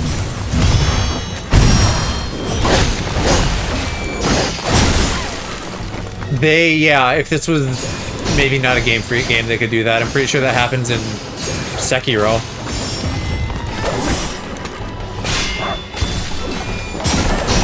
Oh, well, there's an answer too. That definitely does work on bosses.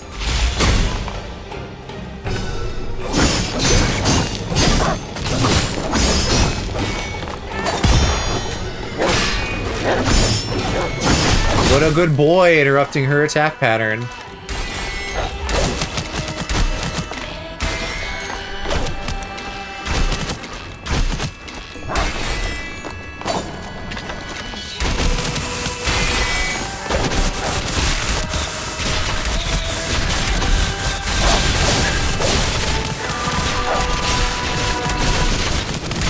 You know, maybe I should save electric for the beastie.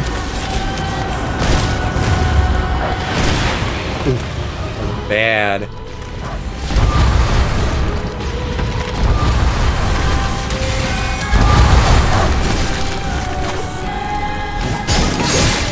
Alright. Kunai down. Now where is the Kirin?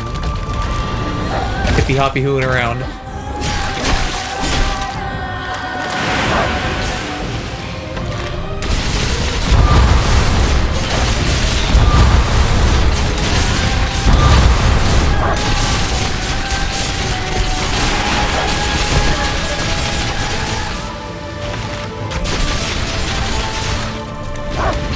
I still got regular growth. Okay, yeah, you're screwed now. Bye-bye, bitch. Unless they have a phase 2, but Shido never did, so I'm guessing not. I guess that's the exchange. Is instead of a phase 2, I just fight 2 things at once.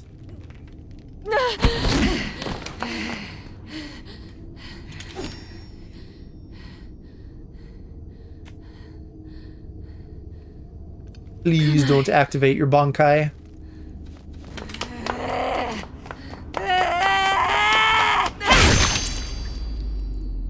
Well, there goes Kunai.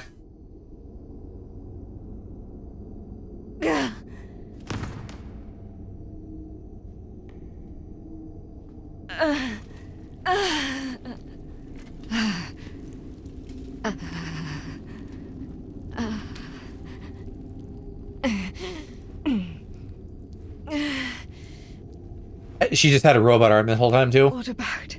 Or is that new? What happened to Kagura? No, sexy lady.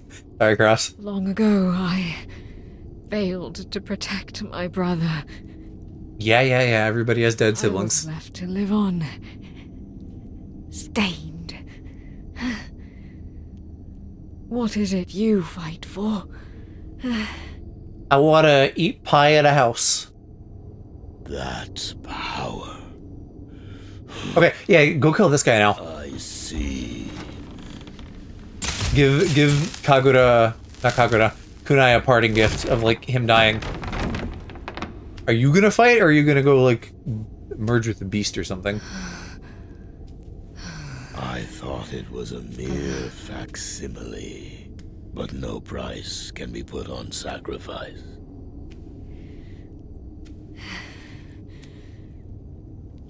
From the very start, Emma. I think he's just gonna get stabbed by us. You. Now, Emma, accept that the time is nigh to complete the vessel. The VO kind of like skipped there. Who stabbed him? She did? What was gonna happen if he touched me? What was his plan? Emma, I know you'll defeat the beast of reincarnation. Make my blight a part of you. It might as well if she's dying. Passing on this power will make the vessel complete. But you are no longer a puppet. I feel that I can entrust the future to you. Okay.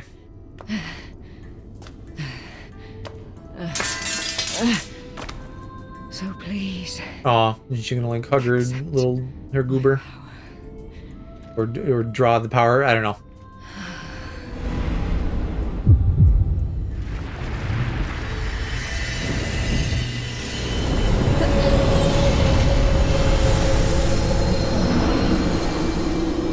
We didn't learn anything about her beast really, so I'm still curious about like Ku's mission in that, because I kind of assumed hers was another one of the same. Giving this to you to force you to do anything. I want you to take this power so you can live. Can I? Emma, don't end up like me. I mean, the problem there was the mind control, which almost at this point feels like a weakness of character. But maybe that's being uncharitable, and it's not so much that, it's more like with the trauma of the sibling and everything, she like had something to manipulate, whereas Emma is still closer to a blank slate. She's not a blank slate anymore, but she's closer and therefore would be hard to manipulate. Maybe that's what the administrator wanted to do with the touch.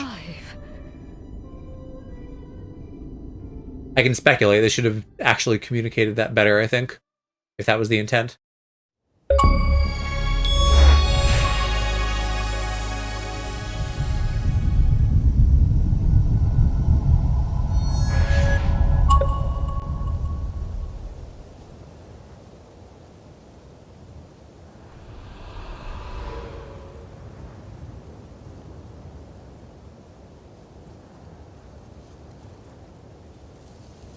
I see. These are all my memories. I thought you got your memories back. I was the key all along. I'm the one who activates the beast. Yeah, if she's from Shambhala, one of the players, whatever. And them looking to that now definitely feels like that is Shambhala there, not just like a satellite relay. Also doesn't look like a satellite. It looks like there's more to it. Early winter, how long have we been like chilling? Because it wasn't even fall yet, was it? I thought it was still like late summer.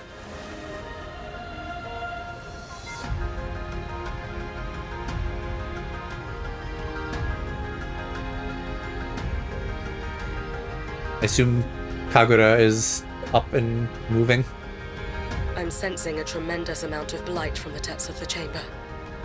It's the beast. Emma, the final confrontation nears. There's no going back past this point. I would advise you to prepare yourself thoroughly.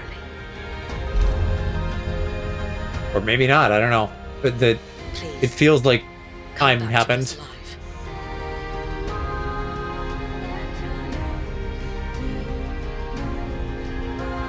Also, what data did I just get?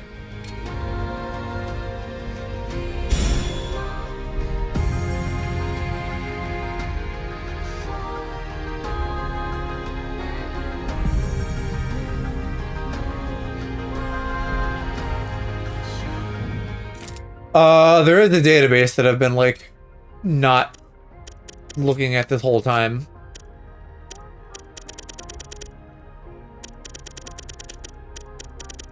I guess that's why it's kind of basic.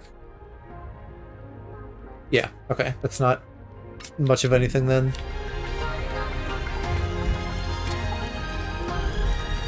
I guess that's why I haven't been finding any, whatever points for those, because those are all in the earlier open zones. Although, even in the later open zones, it felt like they started petering off. So, I don't know.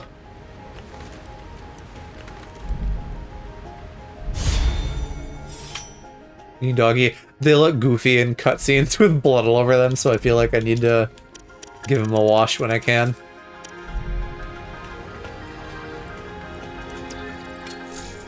Oh, 2 points. Wowee.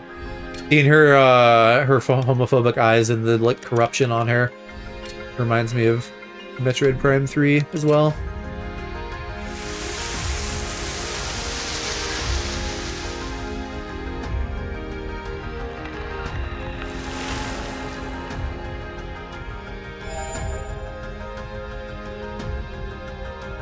God, there's so many skills in this game. Okay, I finished those, so now I am a little bit unsure where to put the points. I feel like I have nearly everything. Well, blade effects are useful, right? That's my vampire thing. I can buy that.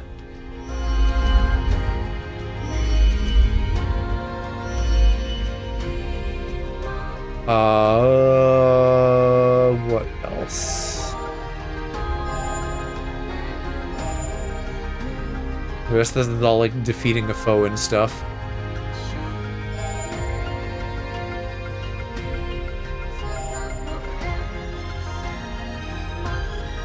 What about you? Do you have any late things that would be useful?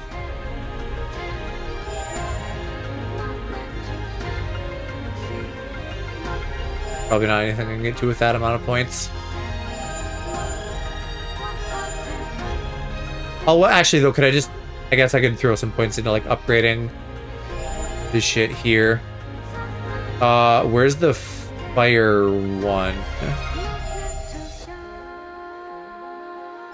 I feel like it should be one of the earlier ones.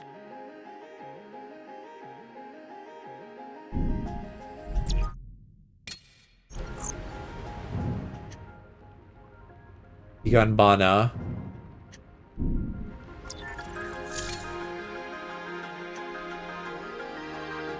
Oh, it was here. No, Bloom. It's the wrong one. Yeah, this guy. There's like 3 different Yingabanas, that's why. Okay, well, there was... I saw something that was like FP cost down. I don't think that's one of the ones I'm using, though.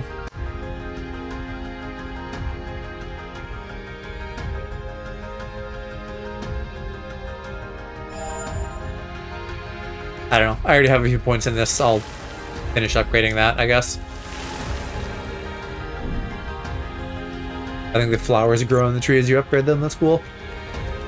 Oh, do I have anything to sell to Bauera? Probably at least an egg or something, right?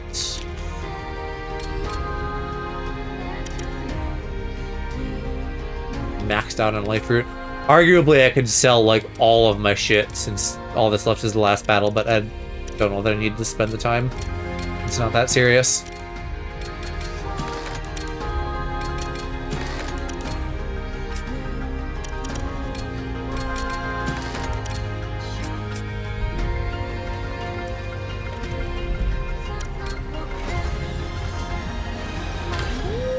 That's not where I wanted to be. Put me there. Let's go to a final boss.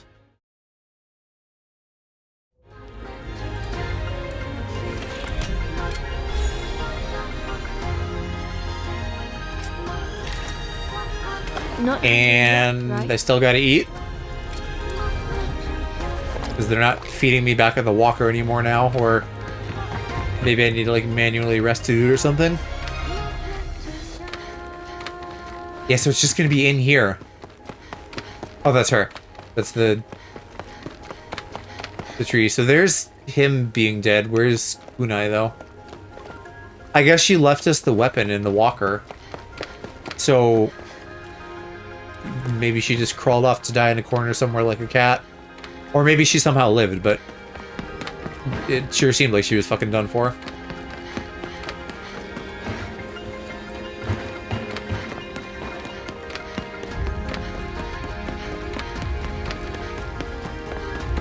Alright, yeah, if we're going back to somewhere naturey, that makes more sense for this last boss. That is a steep incline.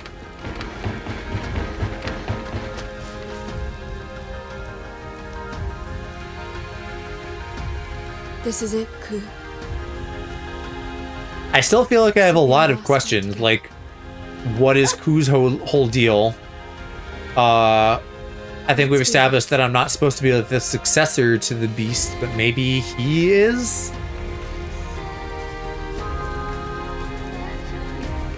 We also didn't, like, get evil from absorbing all the shit, we just got more powerful. Oh, this gets his own chapter, I guess.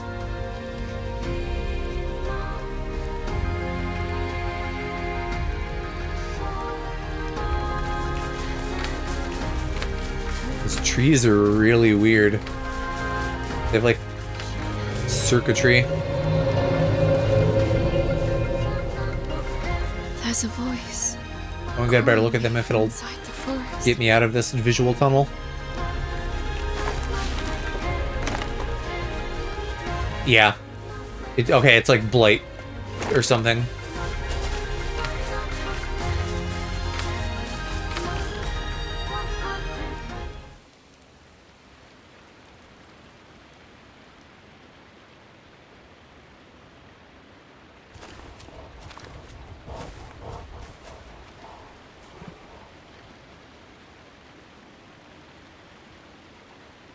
Boy?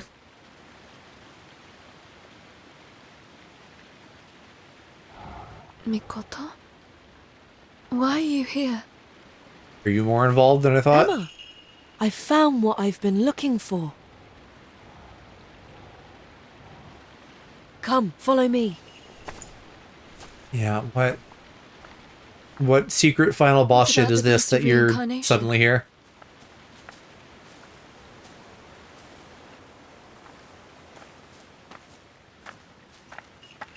We're here, the epicenter of the blight.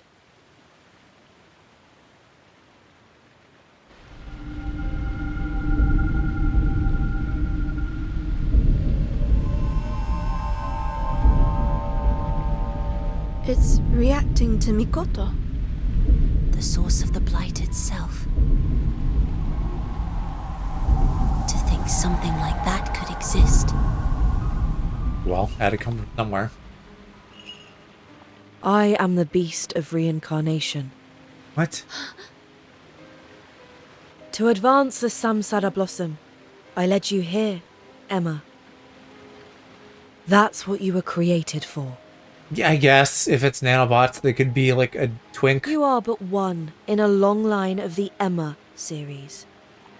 This is like evil twink theory Your at its soul. finest. No, your program was written with a request inside. It compelled you to seek me, to fulfill your purpose. And now here you are. You finally made it, Emma. I guess in hindsight it makes sense because there's Why? like basically no For what wasted reason? characters in this. And he kind of didn't do much. For Violet, you know what I'm talking about, don't you? She's been with you this whole time, pushing you forward. This has all been for her, you see? Evil twink must pay, the evil twink must pay. For... me?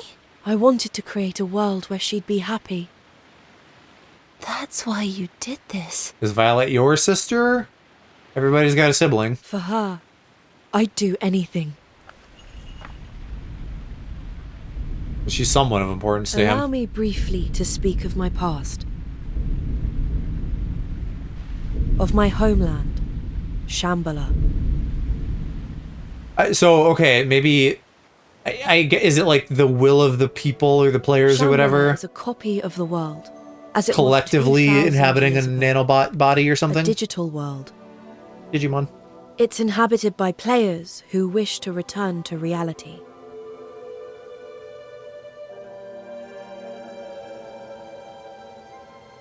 It was them who steered the blight into humanity's path, all to further their own aims. Even I, the beast of reincarnation, was under the power of their collective But didn't the blight subconscious. happen first and that's why we did all this? It was my duty to develop Shambhala, to create it. Yet, with my free will taken away from me, I struggled to picture a perfect world. I still gotta fight the final boss, Shambhala but was yeah, no we're at the different end. to Earth, you see. War, discrimination, poverty. We shared the same suffering. In the digital world or in this shit But version? that's when I met Violet. Violet was an oracle, chosen by the players. They're not gonna explain the players thing, are And they? from a long line that dated back to the conception of Shambhala. I oversaw things there, and she oversaw me. Without her, I could not be activated. Kind I of can Matrix, imagine yeah. how those before her felt being placed in charge of me. Something all-knowing, all-powerful. I saw it all. Their fear, their dread, their false smiles. But Violet was different. I will never forget her words to me.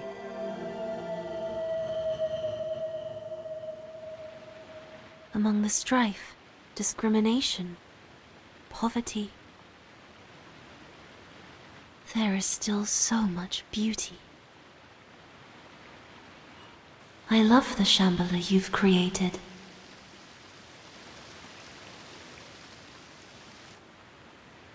I fell in love. Me, a product of artificial design. So And at he's that maybe moment, then, like, I was given the a soul. first non-human thing. The warm days we spent together. I guess were he's like an AI or more something. beautiful than any other. I longed to be human so I could feel her touch. But one day, a part of Shambhala was destroyed. Something had damaged the lunar servers. Ah. So it was on the moon. It caused Violet to be forcefully sent to Earth, in an incomplete state.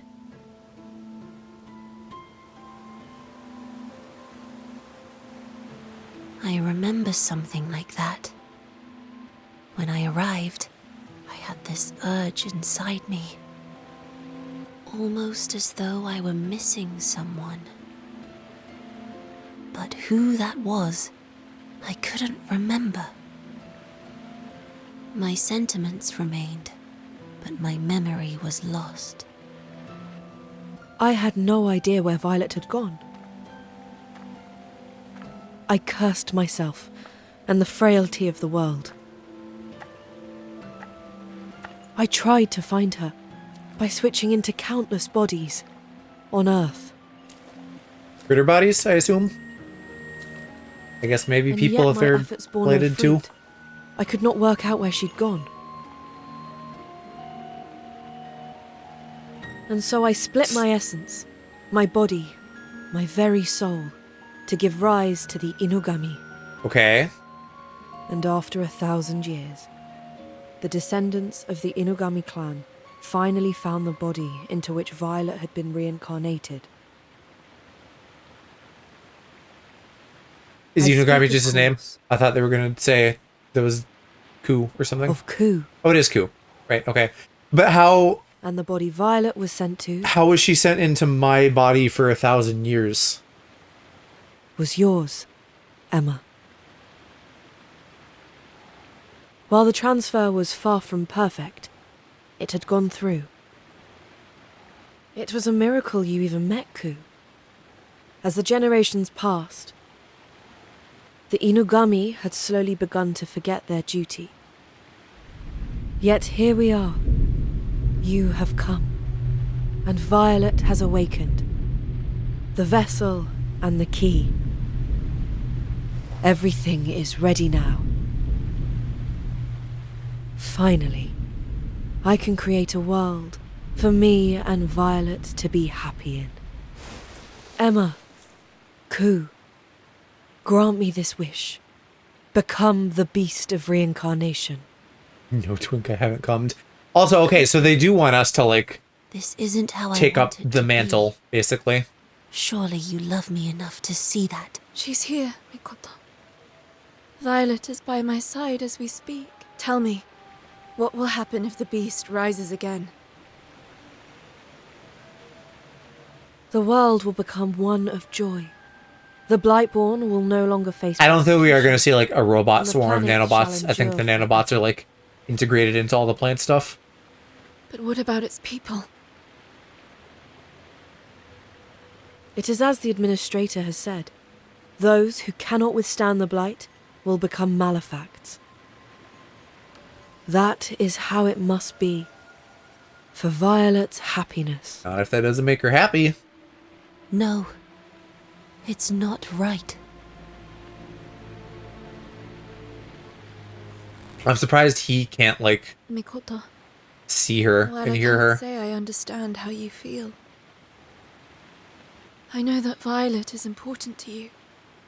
That you love her.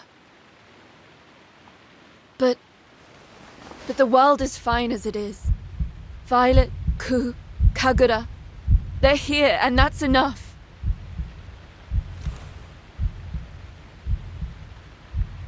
This is our home, and I'm here to protect Is Ku gonna be around at the end of this though? If we like I can't solve let you do this. this blight problem? I mean, maybe we're only gonna be pushing off the see. inevitable. What I ask is beyond you. Yeah, but then again, if we stop the cycle, I mean, it's an artificial cycle, so if we stop it, it could just be that simple. Then the only way to obtain it is to defeat you.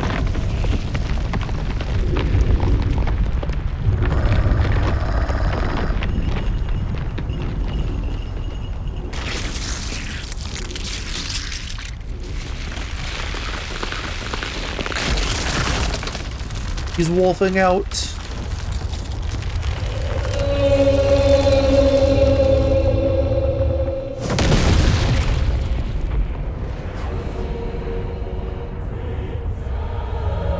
Sephiroth? Weirder than Sephiroth, apparently. The beast of reincarnation is just a fucking centaur twink. If you and I become one, the beast will evolve. Life shall be made pleasant. I was wondering if that was gonna be like a shield. Ooh, he's got a laser staff.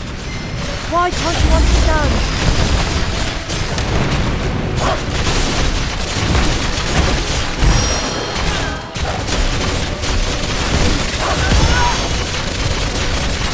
I gotta heal. This twink is drilling me already. Remember to use peace too. I know, I'm working on it.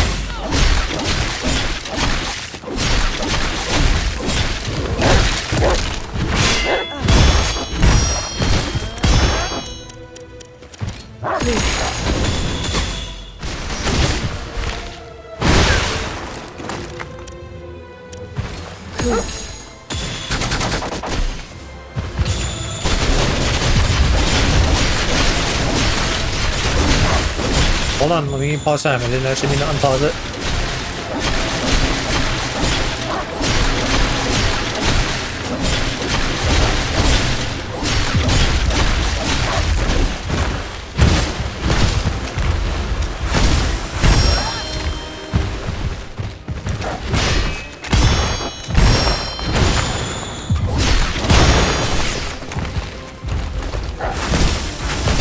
He does not give me a lot of time to heal. Yay, good job, Ku.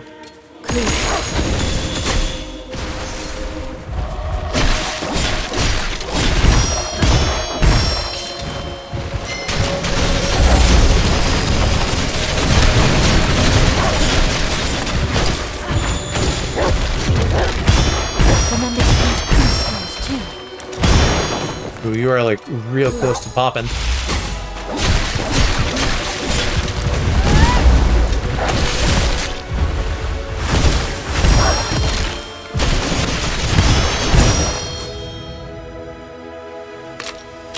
Oh, shit. Lethal, apparently, so maybe that's phase 1 already.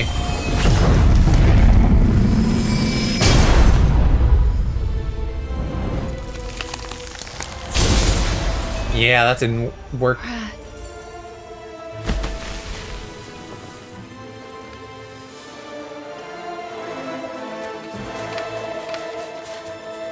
What are we doing? What's this? I'm not regenerating. We're just cutscening. Oh, but of course. The professor must have finished his analysis. Not that it matters. I doubt it will do much to change the outcome.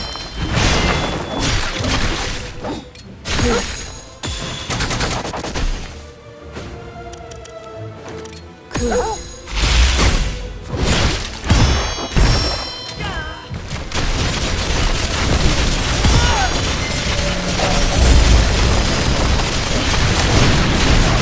Broken turn interface is a bit weird. This whole situation is a little bit weird.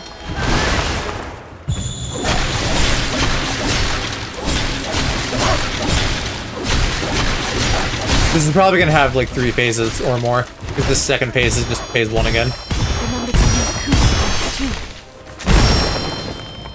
Cool. Cool.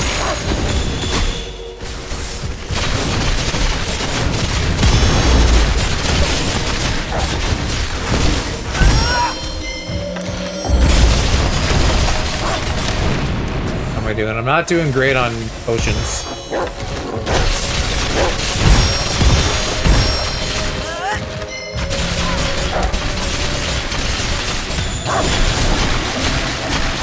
And I'm hungry, true. I don't know if I can do anything about that mid-fight, though. I ate as much as I could before coming in. I don't know, it was never well explained, like, when the hunger debuffs kick in exactly. Okay, we popped him again. It didn't give me, like, a lethal thing, but I guess the health bar's down. So we'll move on to phase 3. The hair reminds me a lot of, Millennia from Elden Ring. Just How you like the have gone. coloration of the flower. And yet, that power was taken from me. Goku. That also true. Super Saiyan Twink. You will return it. I assume phase 3 is going to be like more beastly. Where you're going to like summon a beast. I don't know what to expect. This was not what I expected.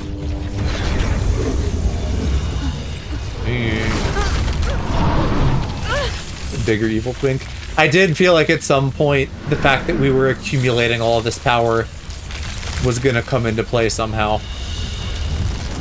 It being stolen from us though is gonna make this maybe a pain in the ass.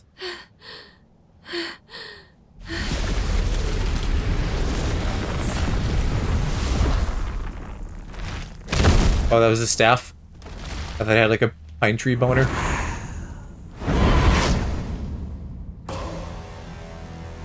Yeah, my pretty flowers. Oh, this is just more of the same. Ow, I dodged that. Fuck you. Oh yeah, he doesn't have any skills anymore. It's a good thing I was never very reliant on skills to begin with.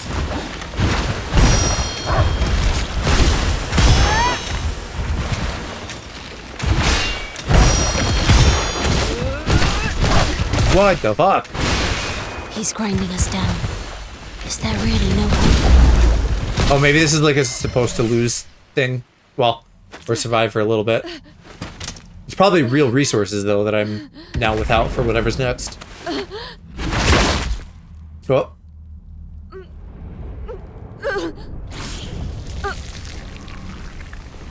Okay, but now we gotta take shit back through the flower force.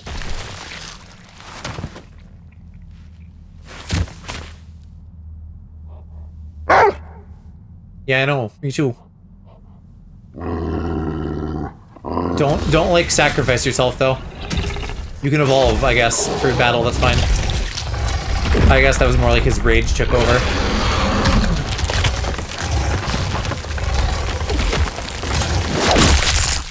No, not the puppy. Emma's probably going to be okay at the end of this. I worry about Ku. I feel like Ku does not have plot armor. So I don't like him getting stabbed through there.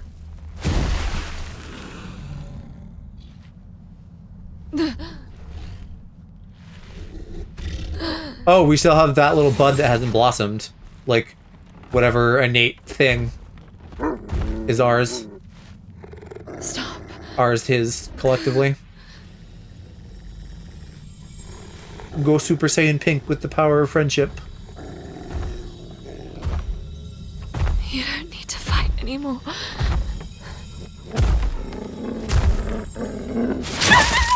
Oh, stop it. Please, stop!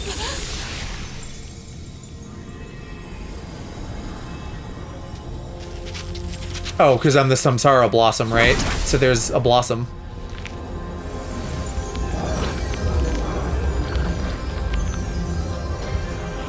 This power.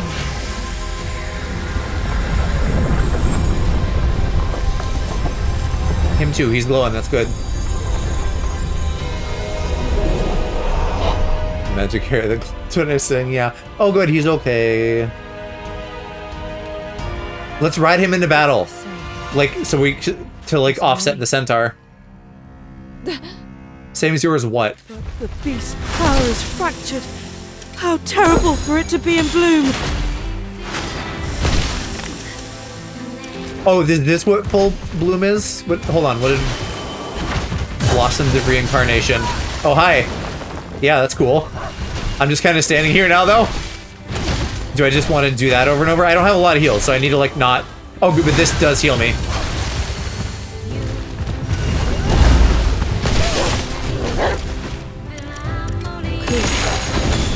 This is maybe a little bit idiot-proof, but I want to try to be kind of careful. You know, it seems like mostly I just need to press this over and over.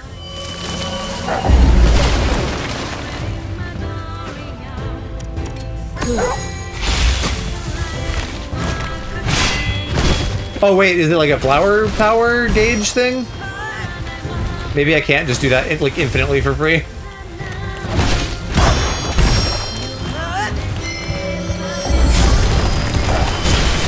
Yeah, I think that's what it is. So it's like, it's really strong, but it's not literally like that I can't lose. I have to lock in a little bit still.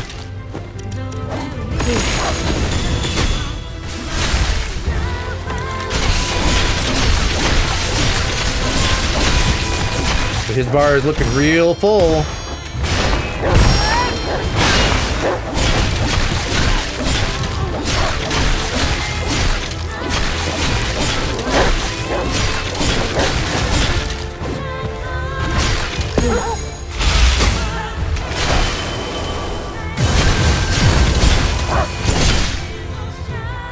That might be it. It would be fun to just like demolish New Game Plus with that, but I'm not gonna do that.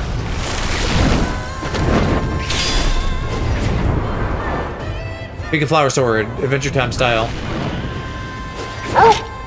Oh, right. I forgot that this is Souls, so dogs can wield I swords. see. So you can't come with me. There's the part where you weak me longer.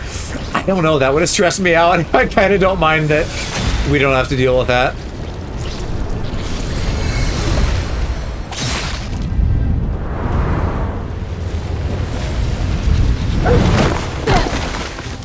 Okay. Sorry for the fall, but also thank you for trying your best. That's the fun of that part? Yeah, but it's a multi-phase boss. I don't want like too much bullshit.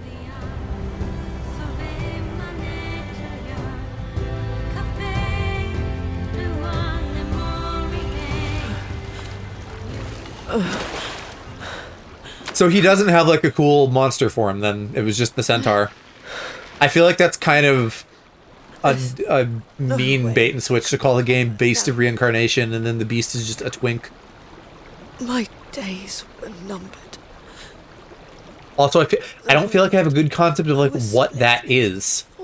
I guess the Beast of Reincarnation is like whatever is harnessing Be by your side. the power of the blight? Question mark? That was my one wish. Mikota. And like what is the whole cycle? They didn't explain a lot of the stuff well at the end. Am I dying? Was the power too much for me?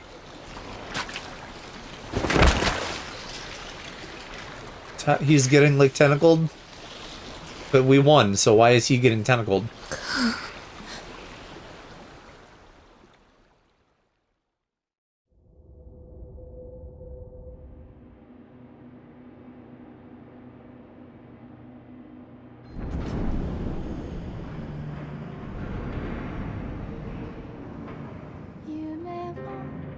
Her shit seems to have worked.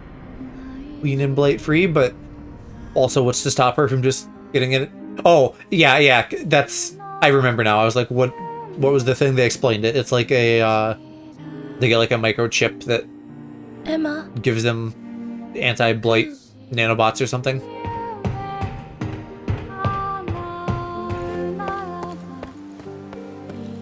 Emma. Ku.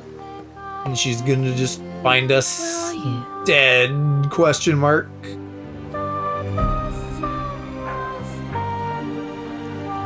It's no use. We can't stay together.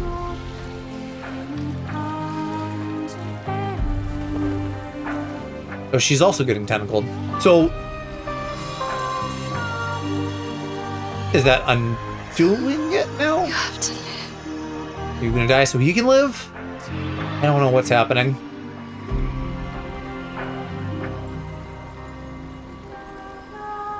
You've done so much for me. Oh yeah, her stuff is getting more blighty. Thank you for everything. It feels so warm. I just wish I could have stayed. You, Coconut, fine. A little bit longer. There's all of this power here somewhere between me and the twink in the tree. Like, how are we dying?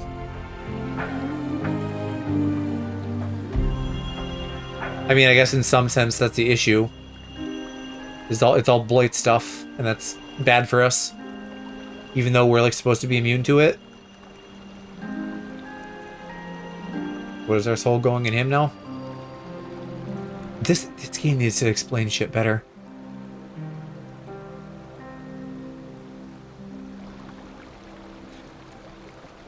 Like, is that our soul? Is that our life force?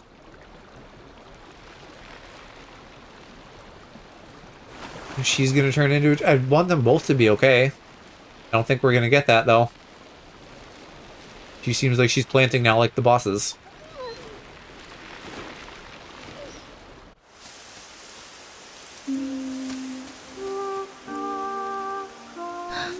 Ku. Ku. Emma. Emma, open your eyes, please.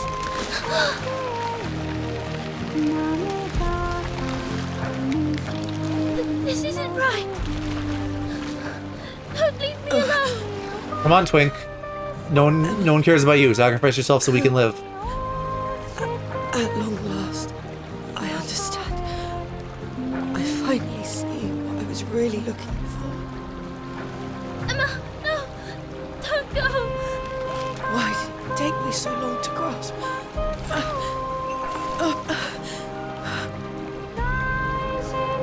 This is the right thing to do, Yes. isn't it? Yes. Violet? The power of reincarnation. One final time. Looking for dick. He's a straight twink, apparently. Farewell, Emma. Now live. Yes. This is the best case scenario then, if he puts an end to all the reincarnation shit and we live and we have our happy little life.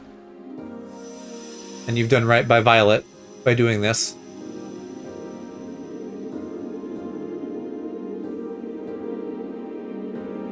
Even though I feel like there's still a lot of like questions and plot holes. At least if we get a happy ending, that'll be nice.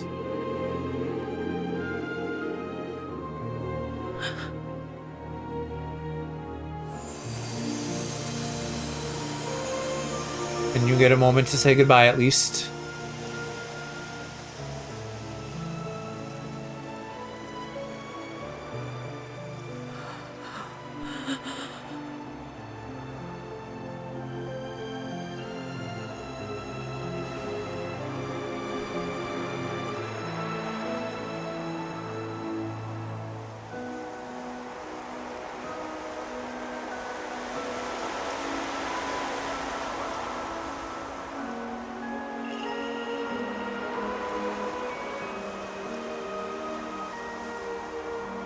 He looks green there.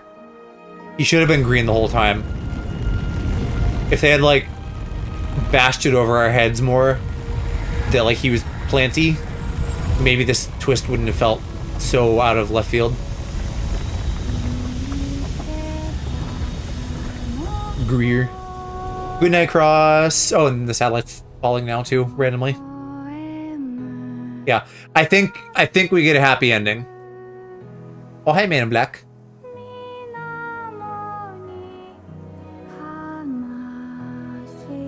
What? So I guess rip everyone else who was in Shambhala.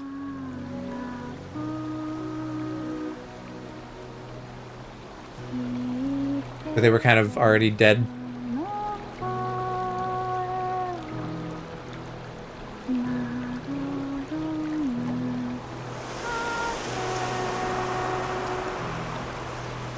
I can feel Emma's soul. Is she with us? Ku, surely you can find Emma's vessel. Oh, yeah, I Her guess. soul is beginning to deteriorate. I guess they could just put us in, like, another body. We don't have much time. Please. Didn't What about Violet, then? Does Violet go down with the ship? you said come right back? Please. I will stay with you, protect you as long as I can. They By can't. the time Ku finds the vessel, I may very well be gone. Oh, so Violet can't live? Emma. I mean, it's all. She's also like a relic These of the are our past. last moments together. It's kind of sad. When you awake, please, don't feel lonely. But I get thematically the old world dying, like all of this crazy shit dying, and then like Emma and Ku and Kagura as seeds of the future get to go on. But I wish Violet could too. I'll always be with you.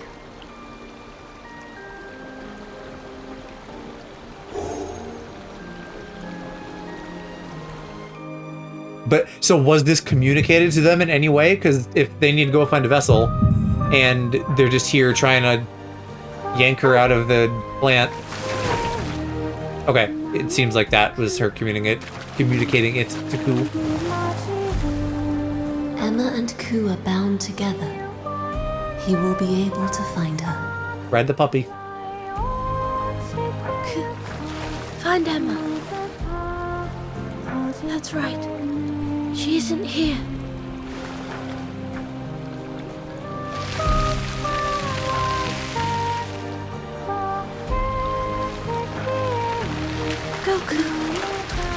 Goku.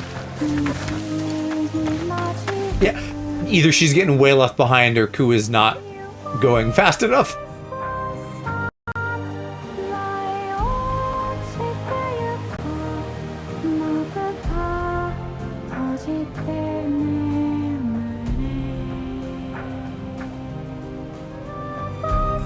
Please, don't give up yet.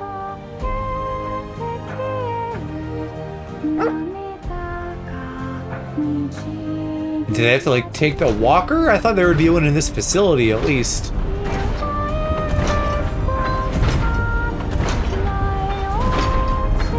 I feel like realistically if they had to take the walker, then there's no way this would work. Can you hear the music cutting out every time it has to like deload and load?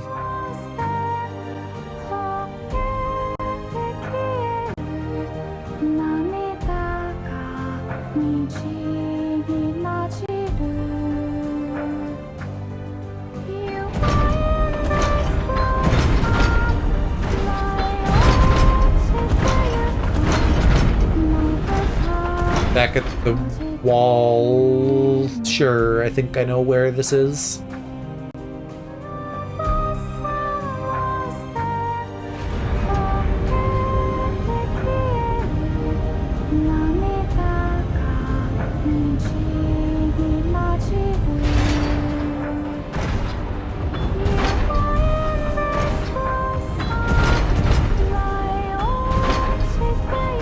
Yeah, Ku should not be waiting around for Kagura and the walker. Ku should just fucking go.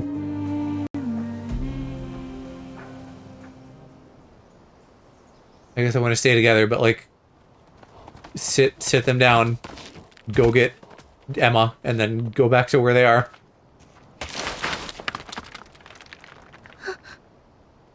Now she's on foot again. Definitely not moving fast enough.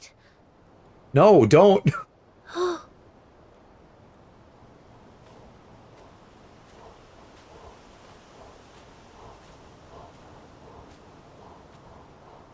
That's not a pod.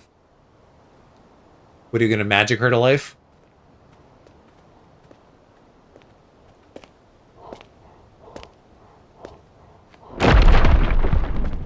I'm vibrating.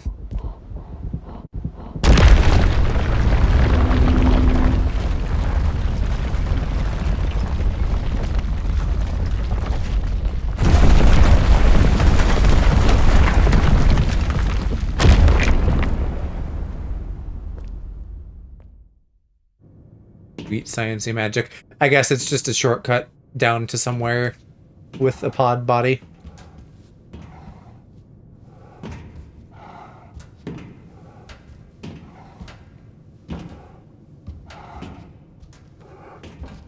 No sense of urgency.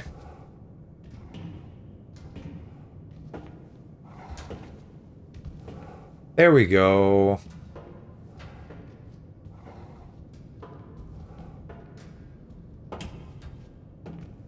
Oh, Violet's original body. Emma, is that you?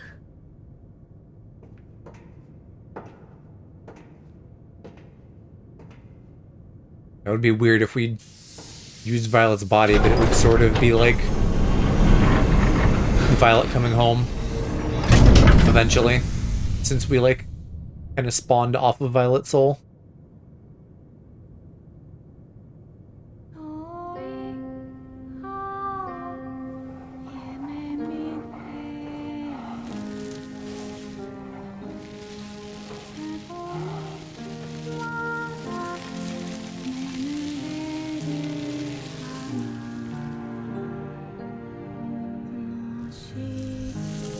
His body doesn't even have any plant stuff, though. So I feel like that makes less sense than one of the pod bodies.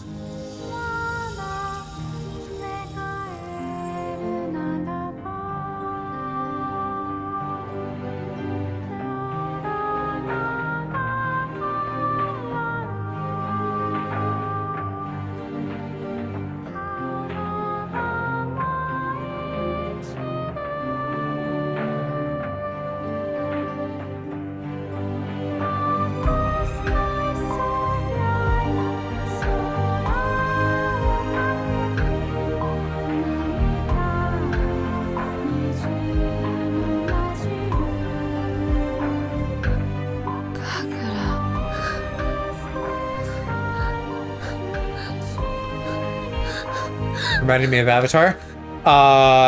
Like, what specifically? Welcome back. In like a general reincarnate-y kind of way? It's just weird that we're in like a younger, different body now. Because I don't feel like they looked exactly alike. But I mean, it's... she's alive, or whatever, that's the important thing. Hurry, let's go up to the hills today.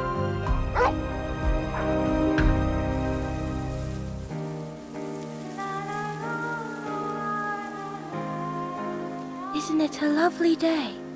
Bars parked. They got a little trailer home. Come on, let's go, Ku. The route connecting or transferring consciousness. Trying to think, do they have anything like that besides just the Avatar cycle?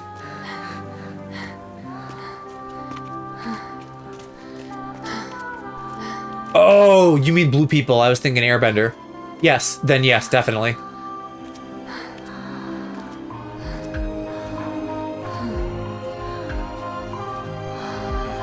Ooh.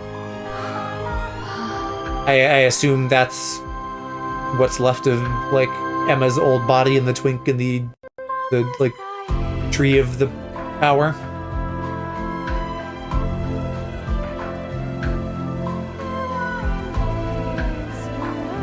Okay, was that the end, or is there now an epilogue? Yeah. The plants and the connection is very blue people. Emma and Ku had like several times where they like tendrilled their like hair genitals together, just like an avatar. I guess that's the end then. So I'm glad that I guess everybody but Violet got to live. I mean, it would have been better if Violet got to live, but happy enough ending, especially for something soulsy. Not fully clear on all the details of like what the Beast of Reincarnation is and the power and stuff, but I guess with Mikoto giving himself up to facilitate something with Emma at the end there, the cycle isn't going to keep continuing. The administrator isn't around to make it keep continuing. And so the blight is going to, if not instantly die out, at least like not be propagated the same way it was, so things can heal now, which is good. Interesting game. Definitely milked the story and the suspense and everything a bit. Definitely milked everything, considering that there was like heavy asset reuse. But it was cool, and it was nice to see something more high spec from Game Freak. It did actually run pretty well after that first stream when I had to like re-download everything because of the day one patch or whatever.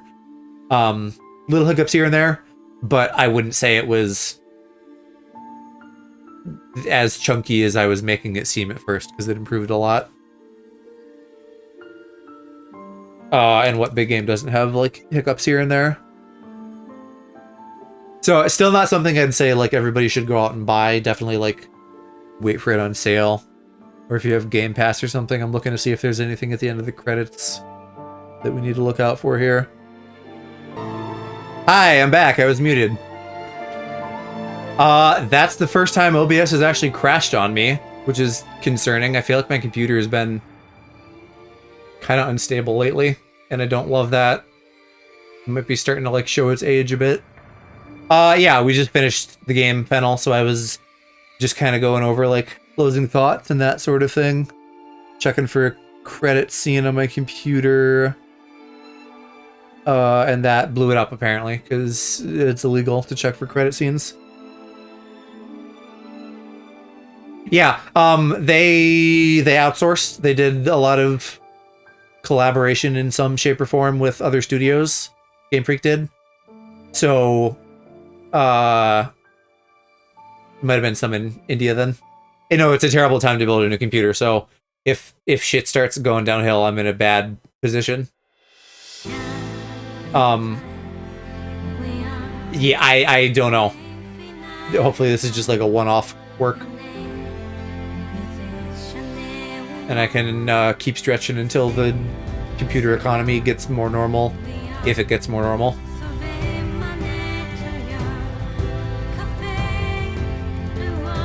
For Kingdom Hearts 4, Dragon Quest. Yeah, I'm so excited about Kingdom Hearts. I was talking about that a bit with Cross earlier. I gotta figure out what with Cass what we want to do for like a lore recap for everybody. And then I gotta actually sit and watch the end of Union Cross or Key or whatever the MMO mobile game thing is, and then also Dark Road, because I haven't really watched Dark Road. RAM prices eventually come back to normal, GPU prices, etc. Are the prices there now? I was saying to Mom the other day that, like, when did I get this? I got this, like, summer of 2021, so this is just about 5 years old. I'd imagine, like, with old parts, but also rising costs, if I wanted to build, like, the exact same computer today, it might come out to be around the same price.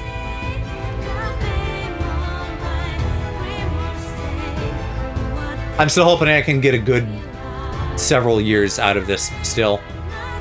You know, I don't have a particular reason to believe there's like hardware problems.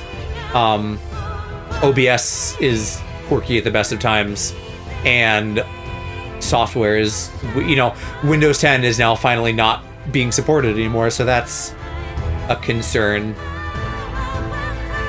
And I don't know what I'm going to do about that.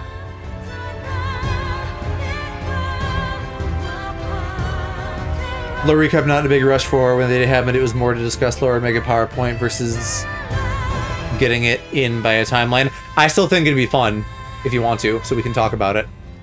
But if you're not fussed, it's not the end of the world.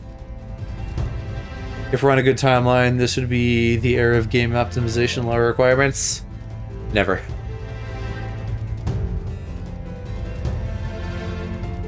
What is this ABCD copyright clause?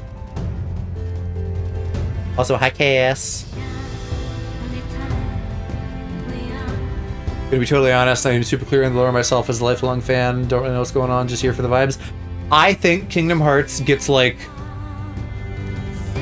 how do I phrase this? It's like, people say it's more complicated than it is. I don't think it's that complicated. There's a lot of it, but I don't think it's that crazy. I just think it'd be, I don't know, it'd be fun to like review, because I'm sure there would be things where I'm like, oh yeah, that happened. And then, like I said, I actually need to with the 2 mobile games, because I don't know all of the stuff of those currently, but I believe they're both done. I don't think they're actively putting out anything for them. Goes in the Xeon lore chart. That ends up being the problem, is there's a lot and it's spread out through different mediums.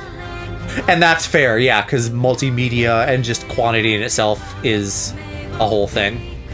But people talk about it like they're trying to confuse you. And I don't think that's the case at all. I don't think it's really that complicated. I think the mobile games are a big blind spot for a lot of people. So, again, it would be cool if they would do more than, like... What was, like, the cutscene thing that came with 0.2? Like, back cover or something? Which, again, was like a teaser, basically, for the MMO stuff. It wasn't, like, anything close to a real summary of them. Oh, barrier. Interesting. Do I get the Lotus thing, though? I'll make another save, but again, I'm just going to be done with this. The anime is going to be based on the mobile games. Yeah, it's Ragni or something. It's one of the dudes from Dark Road. It looked like in the key art for that. It's better once you understand Spectacle and more going, it'd be cool if my OCs did this, about characters from Dark Road. Yeah, I think so. I don't know if it's going to be a retelling. It might, you know, if it was, and that basically covered Dark Road, and then that just left Union Cross, maybe they could get away with that somehow between back cover, the little bit of like stuff in 3 that had to do with Union Cross, and then maybe like bits of recap in 4, because it looks like 4 is going to have plenty of ties to that and characters from that. So on one hand, they should give us very thorough explanations, but on the other hand, they could just kind of like hand wave and be like, yeah, they'll tell you what you need to know. Just know that they're like from this period or whatever. But for me personally, unless they give me sufficient cover before I get around to it, I'm gonna like do my due diligence and like absorb all the information and then maybe pass that on to you guys in some form. We'll see. What I was saying earlier, Cass, is that doing some kind of lore recap stream would be fun, but like ideally I would want to do it as more than just a PowerPoint, because that's kind of dry. And so I'm like, what if we did a puppet show or something, you know, like we make little goobers of them or something and then like wiggle them around and talk about stuff, but then we have to like make probably like 50 goobers or something, so that's a lot. Again, the quantity of Kingdom Hearts kind of necessitates a lot of stuff, but we'll talk about it. Probably not literal puppet show, like don't imagine literal puppets, but like imagine us shaking Foogies around of them or something. And final thoughts on this game. I was kind of saying right before the crash, it was fun, but pretty much stretched thin in all aspects. The combat, while it got easier, was still kind of a mess. Because a lot of it getting easier is the fact that I could like turn this into a bad FPS with like all of my bows and crossbow stuff that just took huge amounts off the boss's health. They really like milked the story and the suspense. This could have been more succinct and they could have explained things better. Much in the same way that we're talking about Kingdom Hearts, I don't mind like really high concept stuff, but you need to make sure you're really solid on your explanations. And I think they kind of lost me a bit at the end because there's a lot of stuff to still answer, and they kind of lore dumped, but they lore dumped in kind of a messy way.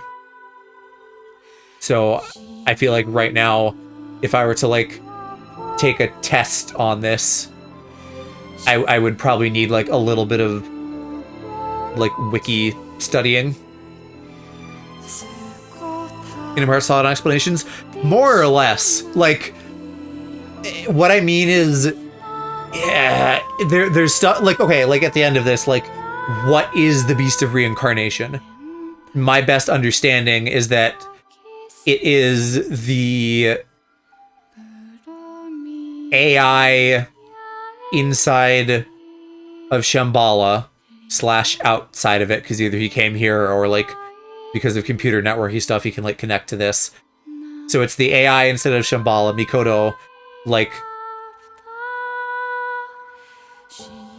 either doing what he did at the boss fight or like controlling some large beast or something and doing that periodically. But like I don't even know why periodically. They didn't explain that really. Like there's so much that's unclear. And like the tree was there, which kind of felt like that was supposed to be the beast, but I guess that's just like a node of power.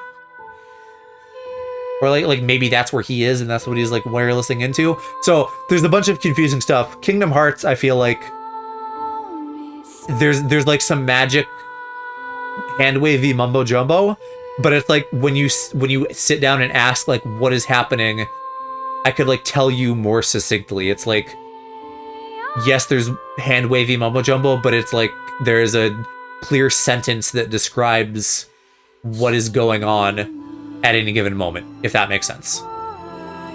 More or less. There's probably still parts that if someone like combed the wiki right now, they could be like, what about this? And I'd be like, I don't know. Like, again, I'm not caught up on the mobile lore, but there's one of the characters in the new trailer that, as far as their relation to the mobile lore, there may be something like that that's kind of unclear, but also maybe that's like because they're like teasing a thing that hasn't been fully fleshed out yet, whereas like this is obviously a complete experience where I'm like still not entirely sure what happened. The stuff for the replicas and through is kind of eyebrow raisy, but I'm like, yeah, okay, this is the gang, so they can all be together and fine with it. Yeah, I guess there's some stuff with the replicas that isn't like fully explained, but you can sort of fill in the gaps. I feel like for me that falls more under hand wavy mumbo jumbo than confusion. Like I guess that's the thing, is there's not a lot of confusion that I have with Kingdom Hearts versus this. I do have some confusion coming out of the end.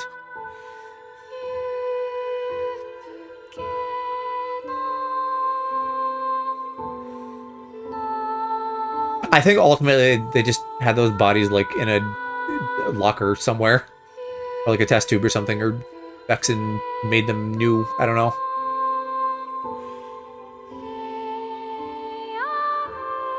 Like it all ties back to the replica research and Chain of Memories. So like, there's a why they exist. Does it feel a little hand wavy and a little bit like convenient at the 13th hour? For sure. But again, I'm not so mad about that because Kingdom Hearts is kind of like goofy and stupid to begin with. So you gotta kind of just roll with it.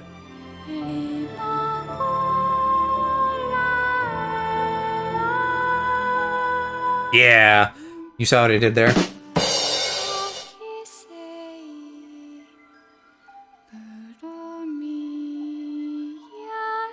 Alright, well...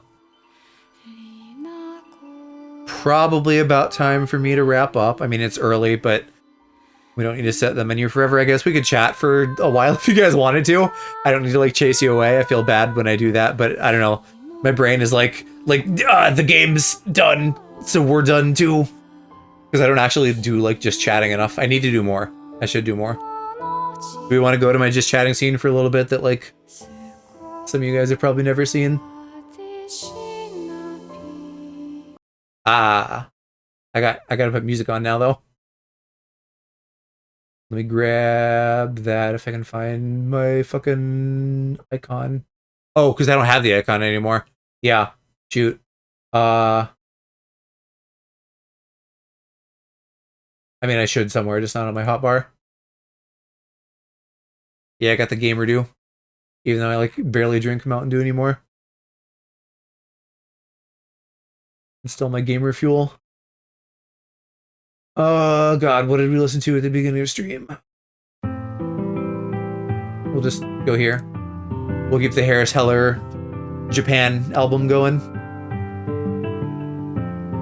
Yeah, I got all kinds of fun stuff in my room. I want to, obviously, this is going to have a big revamp along with my V2. Be like an actual 3D scene and not just like a Photoshop Unity thing. Wish they did caffeine-free Baja Blast Zero. I really like Baja Blast. I don't know that I've ever had Zero. I tend not to drink. I mean, again, I don't drink a lot of soda nowadays, but I never drank a lot of like diet soda kind of stuff. Because I was always told that was like worse for you. I guess it depends on like what you want. Like what things. Less sugar maybe, but more other things.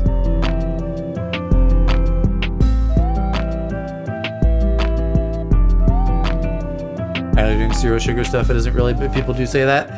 Yeah, I mean, my family, mostly my dad, has all kinds of like weird ideas about like health food and shit. And the worry about like that is not something I've had in ages. But also I'm usually like, if I'm gonna drink soda, I'm gonna just like drink soda, you know, because I don't do it that often. So I'm not worried about like trying to make it healthier somehow.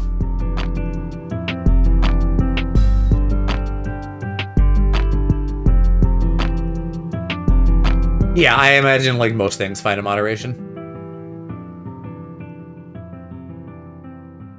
Well, yeah, probably mostly fine as long as you're not drinking like 40 cans a day, and then you have that one random person who it's like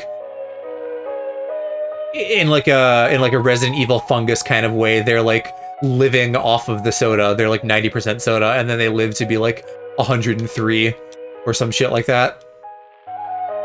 It's like preserved their body. This experience that people quote were done in rats and the dose was high. Oh, is that what it is for like diet soda? I'm sure it's the same as like, oh, watch out for razor blades in your Halloween candy. It's just like an aphorism that boomers parrot without much thought or like real knowledge of it. Also injecting it, which is different for sure. I would not want Mountain Dew literally coursing through my veins. That sounds like a bad idea.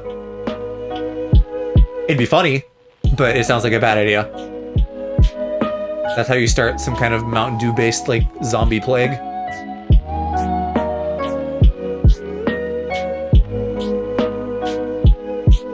It's like, yeah, if you inject head doses of mayonnaise, that would be bad too. Definitely, yeah. Which is also something I mostly stay away from. I don't ever like do it on sandwiches. Probably more for like when we make like tuna salad, we use it as like a lubricant. You don't inject mayonnaise? No. What would I inject? Like Taco Bell sauce? Probably, because I eat a lot of Taco Bell sauce. You're missing out. Oh, hey, Fennel. By the way, I was trying to remember and I didn't remember that cheese that you had mentioned to tell Mom. I was just like, yeah, I don't remember what it was, but Fennel mentioned a cheese. And then I was saying how I told you to like at her in Discord, but you were being shy. And Mom was like, oh, I love Fennel. She should totally at me. So there you go. You literally have permission to at her. Sage Darby. I'm gonna... We'll write that in Discord right now. Blushes. Yeah, because now that I'm not playing a game, I can actually, like, work the computer while I talk to you guys. What a novel idea. Or, well, I don't need to put it in Discord. I'll put it in my browser. Yeah, as usual, I feel like a weird fringe 1% streamer where I have, like, my weird setup with big TV in front of me, other TV, like, up and over here that I use for, like, OBS and stuff. Monitor off to the side, so if I actually want to do computer stuff, I have to, like, weirdly turn over here.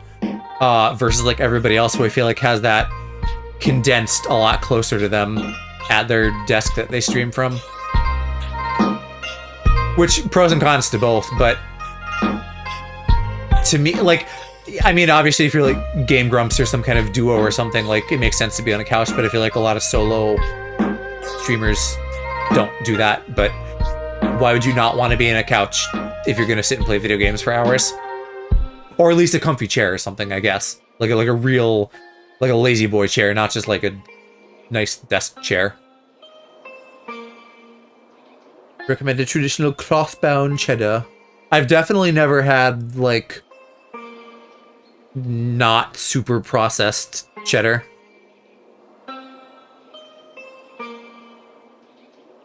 The Canadian one is Avonlea cloth-bound.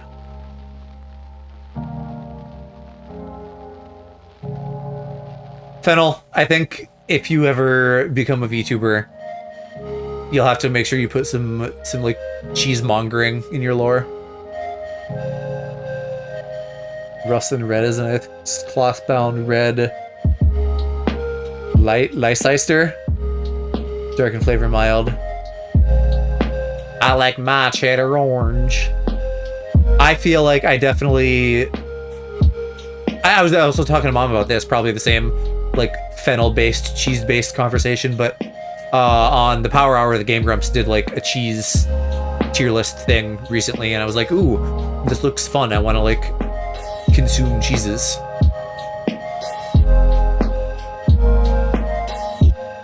Leicester, maybe? Oh, lesser. Oh, yeah. Because you don't say, like, Worcestershire sauce. You say, like, Worcester. Or, like, the town of Worcester. I don't know if it's a town, but that's a place too, right? Well, I'm also very uncultured and don't know how to pronounce things, generally.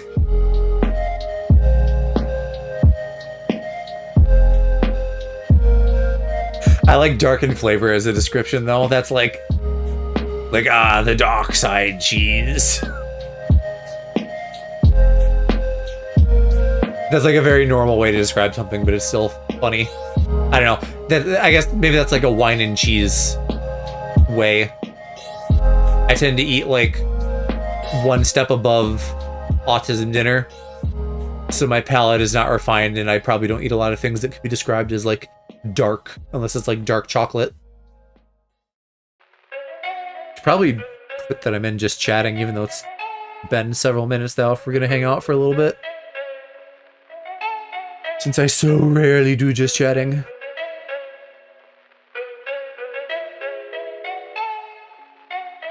I am something of a gourmand. I feel like you are, though, legitimately. Like, you actually have, like, a good palate and don't just eat, like, chicken nuggies and apple juice.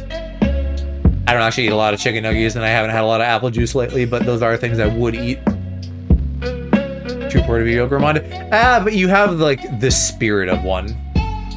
You have a gourmand vibe about you. Sometimes simple food is nice, right? Like, the times I've flown first class internationally, which boy do I miss that after the last flight to Japan. I was so fucking crunchy by the end of it, but the previous 2 times I went was when my dad still worked part-time for Delta, so we were able to get nearly free international tickets. And they had like, I don't know, like duck and shit like that. And I'm like, I just want a ham sandwich, dude. I don't want like braised fowl or something. I really want to eat the 6-7 chicken nuggets, speaking of chicken nuggets.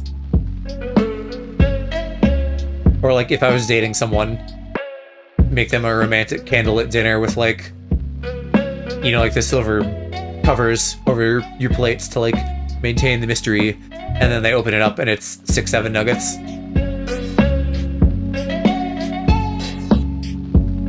Also helps that I grew up, I assume you mean like eating Indian food or something. Not a deciding factor. My dad and sister are not interested in food the way I am. Foie gras and caviar, yeah, I don't want that shit. Been exposed to complex flavors since I was a kid. Oh yeah, I was like, I mean, I'm a white boy, and then I also grew up picky. Probably more my fault than anything else, but like, yeah, so I really have to like make a conscious effort to be adventurous. And there's some things too where like supposedly I'm allergic to shrimp, so like maybe a shellfish allergy, but I don't know if I am allergic to it or if I was just like really dramatic and didn't want to eat it when I was 10.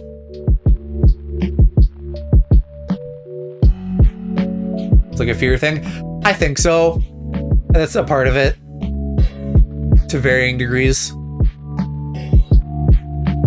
And I mean, there's definitely like certain things I tend to enjoy more. So like going to Japan this previous time, for example, I don't really do seafood, so I'm not gonna like be adventurous of seafood, but there are things I would be adventurous of, like sweets is a very easy one. Like probably I would say most people could be adventurous about sweets. Spicy things I'm pretty adventurous of because I like spicy things. I feel like those are both kind of easy categories and I'm not coming up with any good ones, but you know, so there's different areas where I am more inclined, if someone like just put something in front of me and said eat this, to be like, yeah, okay. Scared of ordering something I haven't tried and don't like get finished and feel guilty. For sure, yeah. A restaurant can be a tough place to order things that you're unfamiliar with, but if you're with friends and you can like try bites of stuff, that's always a good way to like try out things. I definitely like pretty much any time I had something in Japan, I was like, here, I'll try this. Working in tech with a lot of people from India that took us to Indian places often enough, it's a good palate. I feel like Indian food is something I could be pretty adventurous with, because all Indian food that I've had is stuff that's like in areas that are stuff I like. And I mean, of course, trying to reduce an entire culture down to like a monolith is impossible, because I could say, someone could be like, oh, American food, or I could be like, oh, American food. There's plenty of American food I don't like, but like, I guess stereotypical Indian things have all been things I like.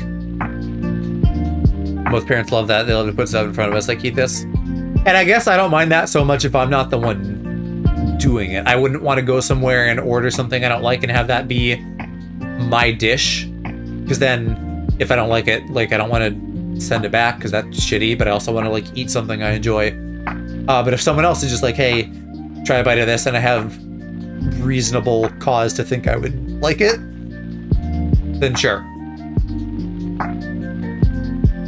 I don't know how a person cannot like Indian food. Indian food fucks hard. Palate shaped by it, I agree, except at my house when my mom cooks, I'm a hater. It's, I don't know. The things for me that are like problem foods, like again, seafood, for example, is not something that I see a lot in Indian food. Indian food is like, I don't know. Are you spice averse? Then that could be hard. Otherwise, I feel like it's very easily palatable. I deal with it because I don't want to cook. She's good at making some things. Do you just not like the types of things she's making, or is the quality like not up to snuff? Does it need to be spicy? No, but I like, again, stereotypically at least, if I were to identify like what is perhaps the one biggest roadblock to someone enjoying Indian food, I would say, as a white boy, that it's like spicy stuff, and that would be like what would maybe block people, or just a general sense of adventure, but that's vague and not a specific quantifiable thing. But yeah, a lot of the restaurant stuff has at least the option to go spicy, which is something that I really like. There's a couple Indian places really close to me that a couple of years now, my friend Danny had us try it, and I think that was the first time I had, not the very first time, but it was the first time I had Indian food besides just like a curry, and I was kind of apprehensive, but like I'm really glad I tried it because we love that place and we've ordered from there several times, and now Mom keeps like easy heat and eat Indian stuff from Trader Joe's that I love, and that's like something we do on just like a hey, we're not really doing much tonight, so we're just gonna microwave stuff type night. I've never had Ethiopian, but I suspect that I would really like Ethiopian too. Because again, the stereotypical foods that I'm imagining are all things that I enjoy eating or like adjacent to. I'm a white boy spice and Jair, yeah, fist bump. Which is funny because I feel like you and I came from perhaps like an extreme stereotypical like Midwest state unspecified background, like, and I did, like, my dad's side of the family like would fucking think ketchup is spicy. That's what my mom always says, but she's not wrong because they have no spice tolerance. They're babies about it. We have a family friend who's Ethiopian that we know since I was like 5 or something. I'm gonna butcher all these. Misir, Kilk, Alicha, and Gomen are so good. I don't know what anything is called. Kifko too if you're into raw. Raw's probably tough. Because I don't do seafood, so I don't really do sushi. And having not done a lot of raw food, even if it would be supposedly safe, I feel like it would wig me out a little bit. So that's something where I'd have to like get over a hump a little bit to like try raw food. The tourist things and everything was scrumdiddlyumptious.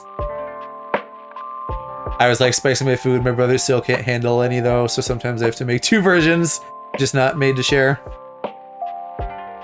Yeah, we'll do a lot of that here where we'll have the spicy things as like an additive so that my dad isn't like barred from eating it. Although sometimes it doesn't matter because he's like doing some diet or something anyway, and like kind of doing his own meals. My name in a Discord I have with 2 local friends is the concept of eating raw beef. Until I adopted the name Fennel, and now it's the concept of eating raw fennel. You've come up several times recently with me and Mom. Because I've been playing some of the old Final Fantasies off stream, like I've been saying. And so she had a night where she was just like sitting here with me, and I was like, hey, you could play Pokemon, because I have to like shake her to play Pokemon. Otherwise she won't do it, but I'm trying to get her to, so she's ready for Cobblemon. But anyway, she has been grinding Eevees, because she wanted to have like a whole team of Eevees, because she loves the Eeveelutions, and she was trying to think of a Leafeon name, and Fennel was one of the names that she thought of after the fact. I think she called it Basil or something, because we were watching Basil Wolf at the time.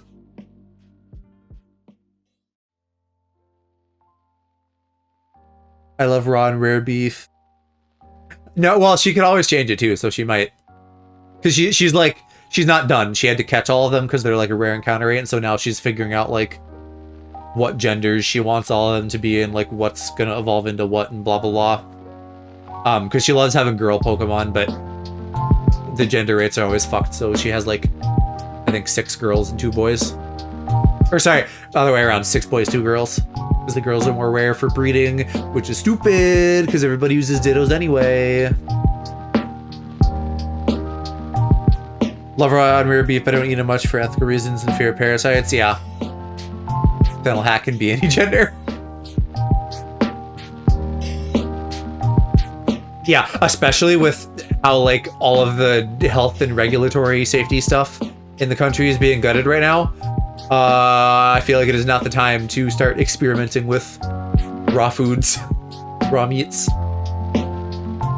I haven't eaten a fucking salad mix in a month or more now, just to, you know, not get diarrhea forever disease. Gotta get your meat from a good place. Try not to buy your meat from the grocery store. I think we do sometimes, if not often, if not always. But they're somewhat picky, and they also, my mom goes to like 7 grocery stores, which is insane.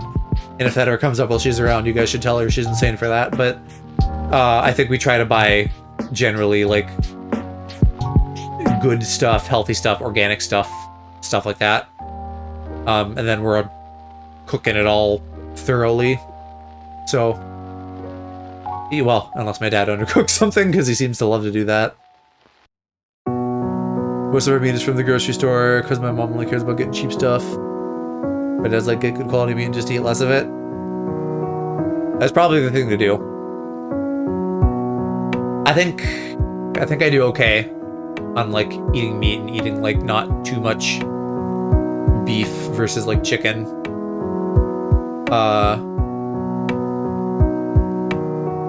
It's the other stuff that's the problem for me, like chips and juice and ice cream and stuff like that I need to like cut out once I get back to like working out properly and not just like chud maxing.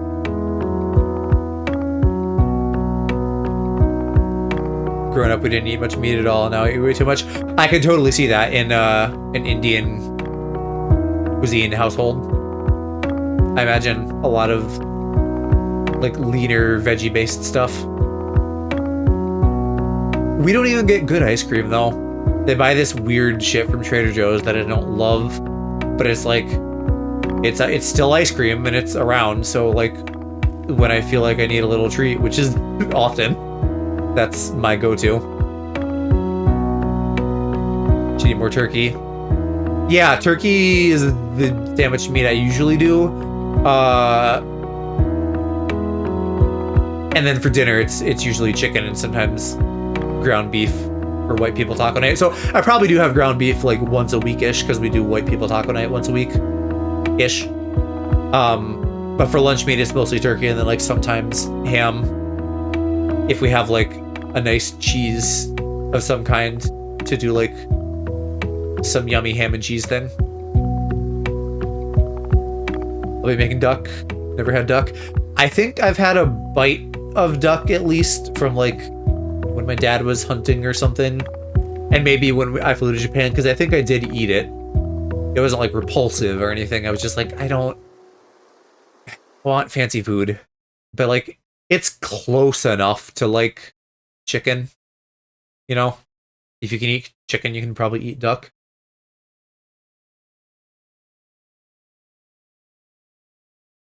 Does it have so much dead air at the end of that song?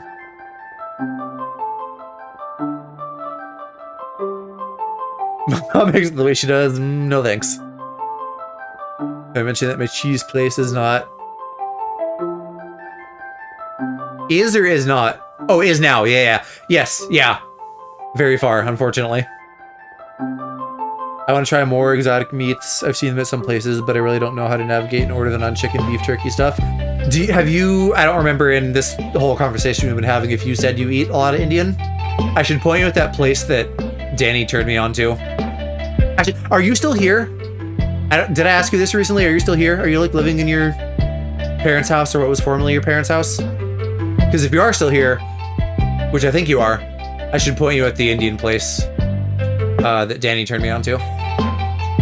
Because it's like right up by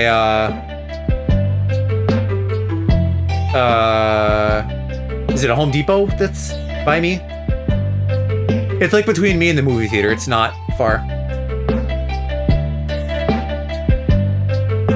I want to try venison badly. Cannibalism. Venison's alright. I only had it once, but enjoyed it. Turn around and hunting. I don't know. Not to like poo-poo anyone hypothetically that's like hearing this now or in the future. Hunting is just like really redneck, and I don't care for it. And it's the same way I feel about sports. Like, do I hate everybody who's ever like touched a football? And do I think you're a bad person automatically because you like it? No. But a lot of the culture around it is gross, and the people who like it are gross, and the general vibe is gross. Not eating so much Indian, but I could try some. Back at my OG house now, I'm at my parents. Okay, that's what I thought. And are you living there with your brother? Question mark. I used to be like hunting bad and evil, but I'm like, oh, pretty ethical. This with Bison for a while. With brother. Okay, so I'm not crazy. I thought I knew what you were doing. Bad reputation, weird culture. Yeah, it's like, I don't know. People just need to be fucking not like monolithic in a bad way about stuff. There's a lot of great stuff to be gained from team sports, but the way quote unquote normies are about it and the cultural monolith of like football and stuff are gross, because no, you don't need to go like riot in the city because a man you don't know played with balls bad. And in the same way, like, so like that's the bad stuff. The good stuff is like it's exercise. There's camaraderie and leadership skills and like just contact with humans that are all like good things to be gained through team sports. And hunting, there's like concerns with like overpopulation, and so there's reasons to do it and stuff, but you just get like beer truck football men who want to fucking shoot stuff, and that's gross, and I hate that.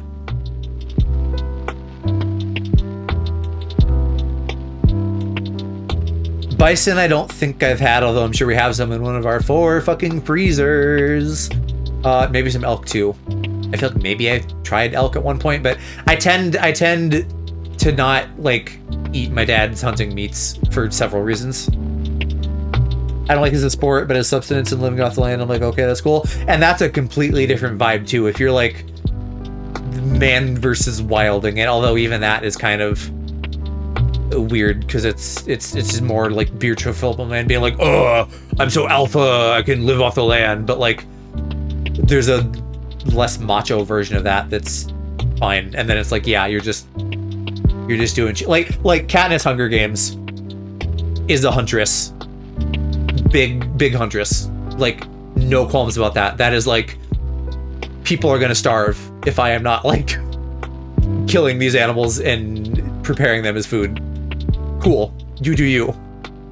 Fictional example also, but like that vibe, not even a blip on my radar. That's so whatever.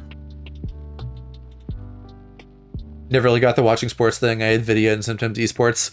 I don't even fully get esports because like, am I mildly interested in like high level competitive Pokemon? Sure. Am I gonna like lose my mind cheering at like a Valorant or League team? No. Can high level play be interesting? Sure. But I don't know. I'm just not like a big sport guy. With sport being anything, whether it's ball or esport or whatever, like I'm not gonna lose my mind like throwing my support behind some person I don't know. I'd probably be more excited if someone I knew was in esports and I'd want to like cheer them on and support them, but like the institution of sports does not particularly excite me because it's like overhyped and I don't get it.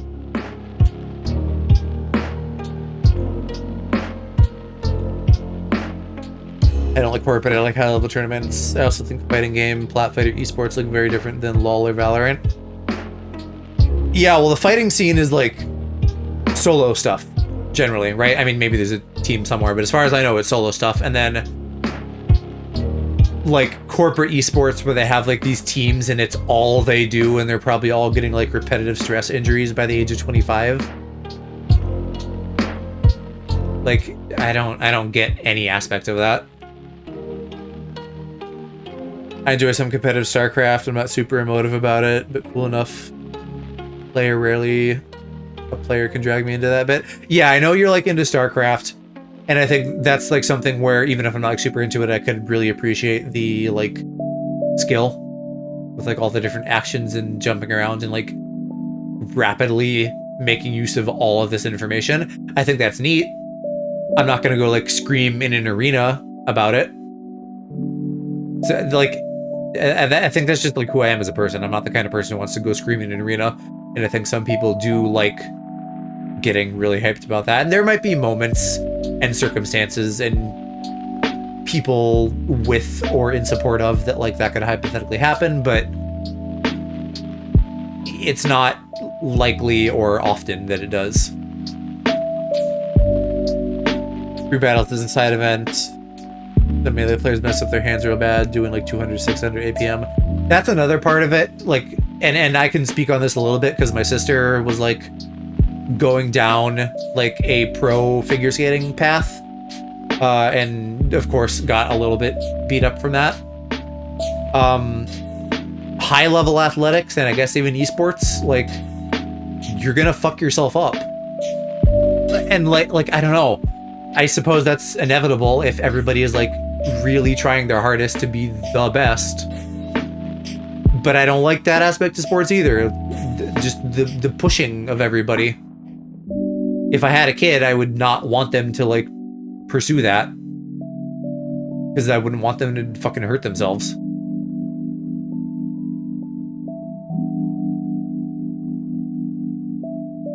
I don't know, you know? I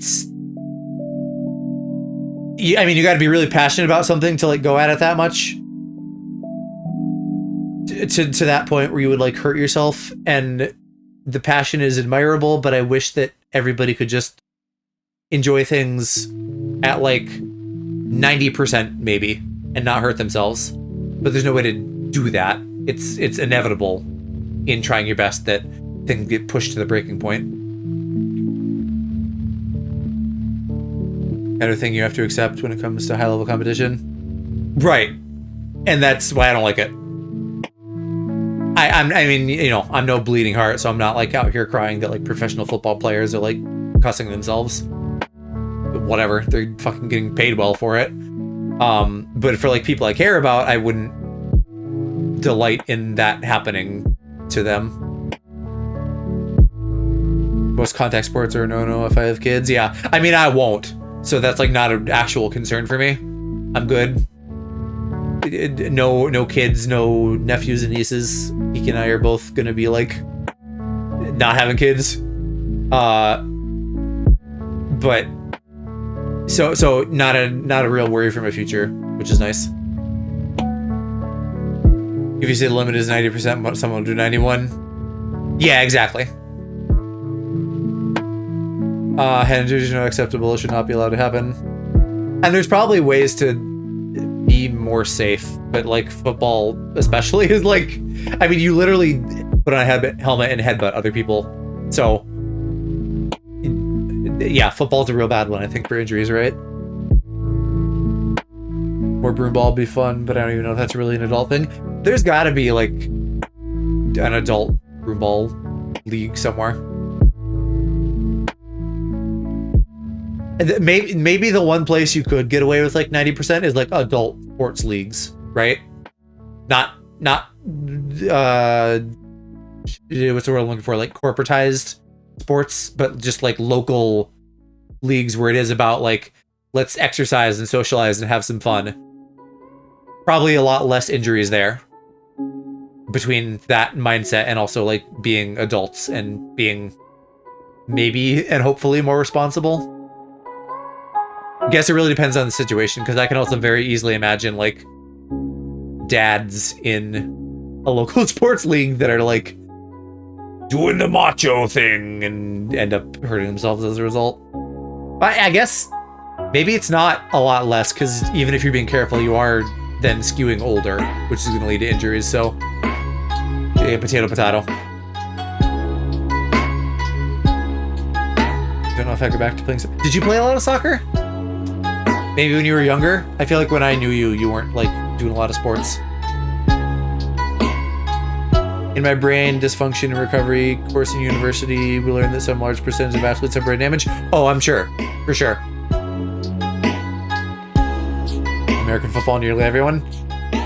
That sounds about right. Good soccer, all through elementary, some in 6th, 7th. Okay.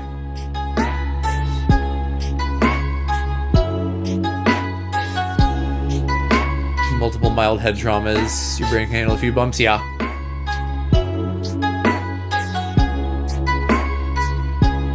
Gonna drop that and just do cross country. Yeah. How long did you do cross country? Well, I don't even, because I did cross country for a year in middle school, but I don't even know if I remember you being there, or like us doing it at the same time. Travel super competitive soccer didn't really appeal. And then when I got to high school, I like dropped out of cross country immediately because like literally like the first training thing, like I think in the summer leading up to freshman year, they were like doing like a lot, and I was like, no, I'm not doing this. You're using high school, then had PSEO. Okay. Yeah, so maybe we just weren't doing it at the same time.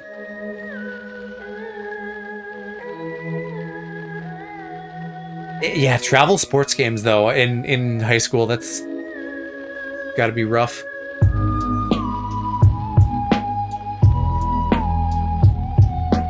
I already, you know, I'm so bad at juggling anything that trying to do much in the way of extracurriculars would have been a lot. I wouldn't have minded it, but there wasn't a lot that appealed to me. I kind of did anime club in high school, which was like barely a thing. I think we like stayed for an hour on Fridays sometimes. And I don't think that was all of high school. That was maybe like the last 2 years, maybe.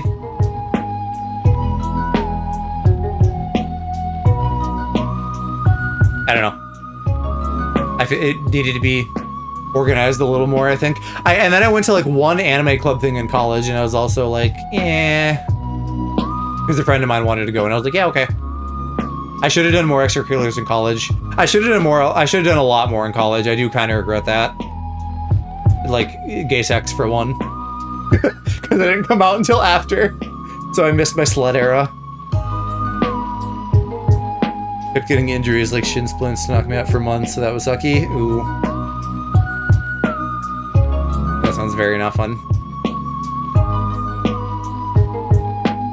What do you do for workout stuff? Do you go anywhere? Do you work out at home?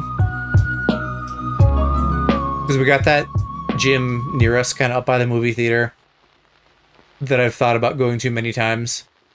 Because I feel like I need a little bit of professional guidance. A lot of biking and core work. Okay. So you're not like going to a gym or anything? That was more what I was wondering. I was curious if you had input on that. Don't really gym besides climbing gym. I haven't been climbing in a long time, but climbing is fun.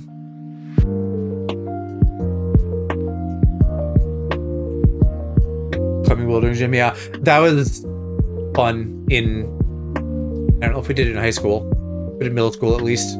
That was like one of the few times where I felt like, like on it or whatever we were doing in gym. Because a lot of people were like very obviously like a little weirded out / scared or whatever, right? But I was like totally unbothered. Same thing when we did that trip to undisclosed location in 6th grade. And there was like that,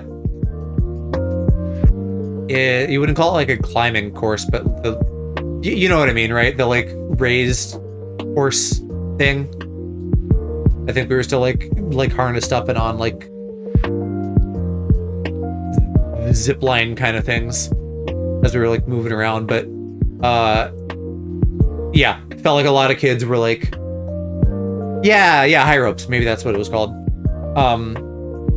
Yeah, a lot of people were like obviously scared by that, and I wasn't, so that was fun.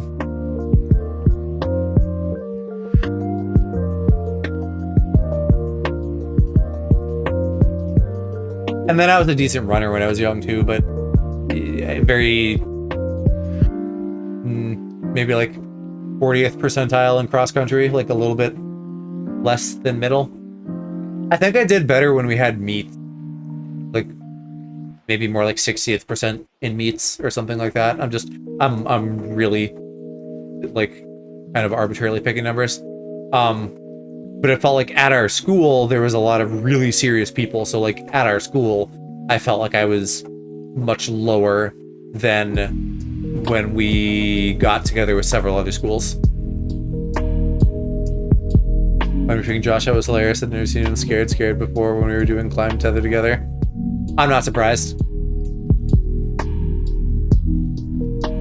I mean, it's a very common fear too, heights, I think.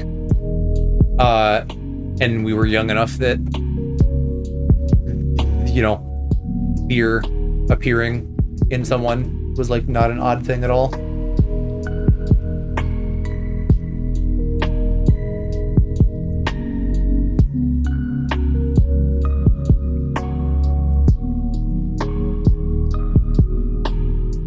So maybe if I ever get the hot jock boyfriend of my dreams, we can go to a climbing gym for a date or something.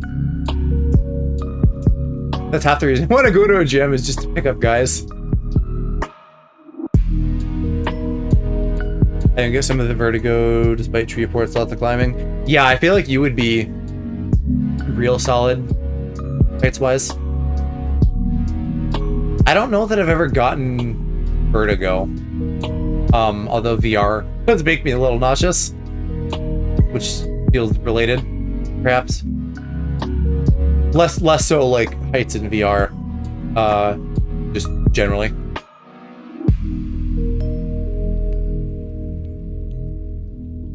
There was some like plane, like jet plane thing I was doing with Park and Suite at one point. This was off stream because I haven't streamed a lot of VR. And we were just like jumping in and out of stuff in basically like an infinite skyscape, and that like didn't bother me at all. So I think I'm fairly immune to like height stuff in VR. It's more just a general nausea. So I need to like probably take something to settle myself before I stream VR in the future. Or stream or play. I haven't played much in a while either. One more thing on the Allo list when he is moved / streaming again / not busy with his gay boyfriend. We have that Dungeons of Eternity game on our list to play.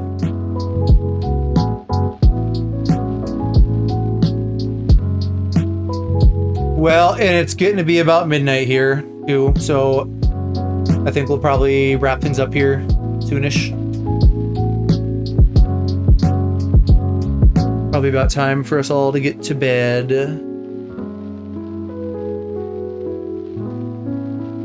Oh, and I was just checking Discord too. I saw the ping.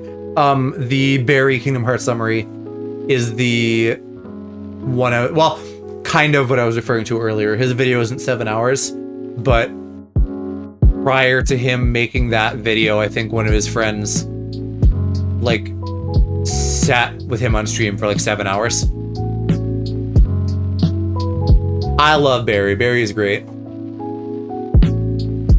As I'm getting to the end of my Basil Wolf backlog, I have some Barry videos in my backlog too. Not like every single stream of his, but like he plays plenty of games where I'm like, oh, I love that. That'd be fun to watch someone play it. Focus, pocus. The story has no focus. I also really liked... It was much less comprehensive. I think it was more high concept, but I think it was Jello Apocalypse, maybe, that did a Kingdom Hearts video where they like stubbed out like darkness with bees or something like that. That was also funny. This is basically Kingdom Hearts. Yeah. Whoever did that, if that was Jello Apocalypse or someone else, unsure. And Mickey loses the shirt to preserve continuity, which is amazing. I love that there's canon to him being shirtless. I don't know why they made him shirtless in the first place. But okay. Yeah, I think I've been watching him for a good while.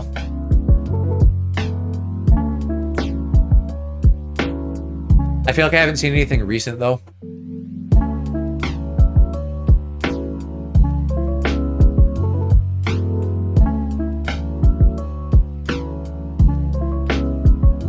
Yeah, so I'm just going to be vibrating about Kingdom Hearts for the next 12 plus months.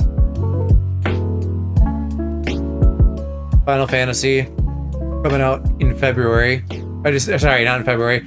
The reason February just came out of me is because I'm like God of War and Persona come out in February. So if Final Fantasy also comes out early in the year, like the last remake one did, that could be a very busy period of time.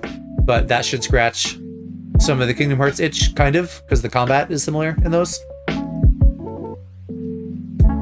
Playing old Final Fantasies has made me want to touch Kingdom Hearts, although I have no intention to like go back and replay a bunch because it wasn't that long ago that I played all of them for the first time, since I didn't start until they like put them on PS4 in like 2017 or whatever. So I don't have the history with it that a lot of people do, but I was just able to like goon hard on that series leading up to 3. Yeah. I remember being really interested in Birth by Sleep in college because I saw the opening and I was like, damn, this is so fucking cool. And I maybe had brief exposures to them. Otherwise, like I had friends when I was a kid who I think I saw them playing like Atlantica a bit, but I didn't have a PlayStation growing up, so I didn't have the opportunity to do a lot of PlayStation stuff until I got my PS4 in college. Oh, you know what? I did play a little bit of 1. I borrowed 1 from our friend John when I was in, I assume, in high school. But it was like janky, I think. Like it didn't run good or something, so it like stopped, and so I only got a little bit into it. Don't think I've played any Final Fantasy, but I love the Abridged series. I did get 7 to play sometime. Really? Yeah. The 7 remakes are really good. So I would say like maybe start there. Kingdom Hearts and all. I hadn't played that at all. Again, not technically not at all, but generally I had not played that until 2017-ish or whatever when they ported it to PS4. Because PS4 was the main... Technically, my dad had a PS2, but mostly we just didn't have PlayStation stuff growing up. No, like any of them, mostly. I played a little bit of the first one, borrowed a copy from a friend, but the disc was scratched or something, and so it didn't run well, and I didn't get very far.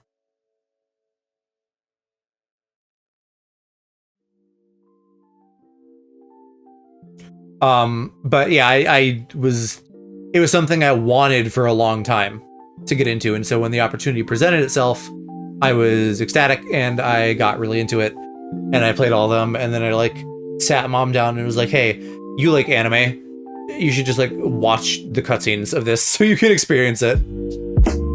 I feel like around that time, like late 2010s, there was a lot of stuff that got ported. Maybe specifically PlayStation stuff, because like all the Persona games started becoming more widely available. And maybe this is over time too, so like not all at once, but like the Ni no Kuni games also became more widely available, and I think you can get those on Xbox now as well, which that was the reason I like went and bought PlayStation hardware. Like I bought a PS TV so I could play Or Golden, and I bought a PS3 so I could play Persona 3 and the first Ni no Kuni. That's the Ghibli looking game series for anyone who doesn't know. Should probably play 3 before 4, but Compulsive Brain wants to refinish all the other games. If you know what's going on, like you could play them all, sure, but yeah, like at least play all of them once, I would say. I'm definitely not going to go back and replay all of them because who has the time? But as we've said now several times, I think doing some sort of lore recap would be fun. I'll get to the Yakuza games eventually. I don't know if I have any of them. Maybe if they gave them away on like Epic or something. But I have not played them. I think I would be interested. But it's not particularly high on my list. Just because the list is very, very big. Like, I think I said this when Cross was here, not anyone else, so this is probably new to you guys listening now, but I was kind of looking at the rest of the year leading into, like, February of next year, because that's when God of War and Persona 4 come out. And I think I'm going to try to cram in a lot of games and a lot of streaming at the end of the year. As a hope for my winter break, you know, like, force myself to get up and try to work every day on, like, V2 stuff. And then game often, maybe not literally every day, but like stream a lot, like most days, so that I can get through some of these games like Expedition 33 and Lies of P that I've been like edging on playing for a couple years now. And so that they don't just keep sitting in my backlog. Because it's hard to keep up with all the games I want to play as a streamer, as someone who very rarely plays games off stream.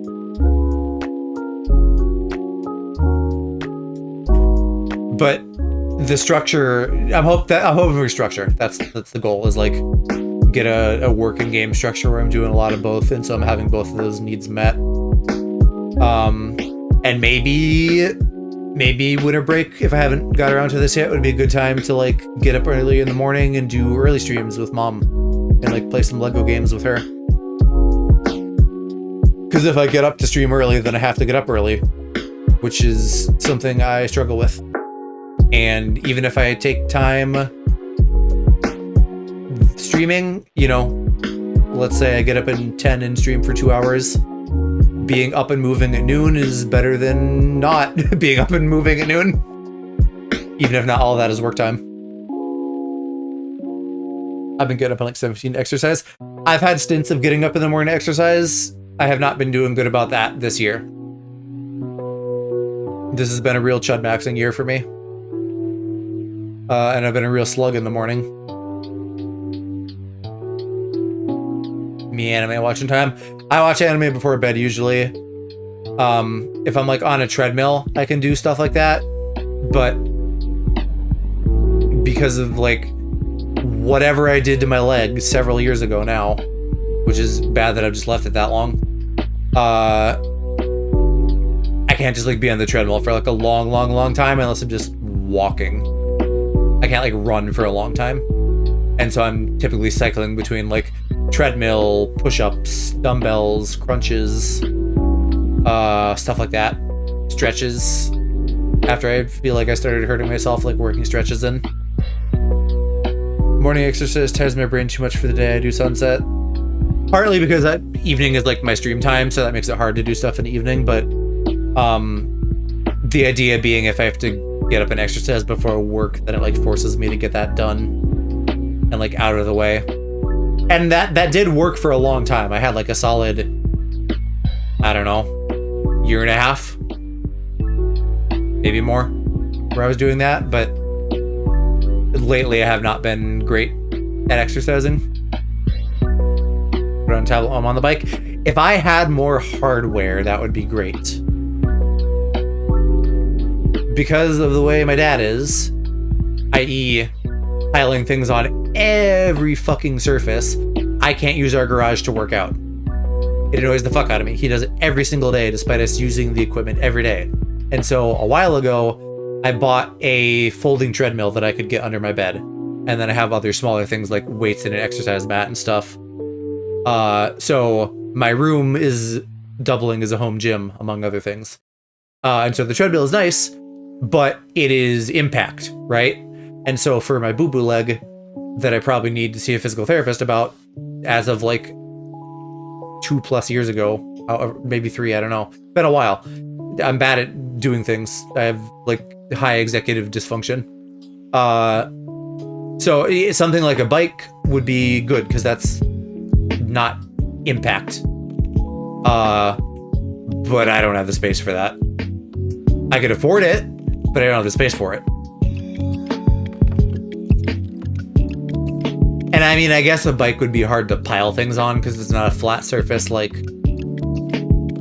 a bench. We have like a, what is it called? Where on your back and like lifting weights? Dead press? We have one of those. And of course that gets stuff piled on it. We have like a really old stair climber, like probably bench press, there you go.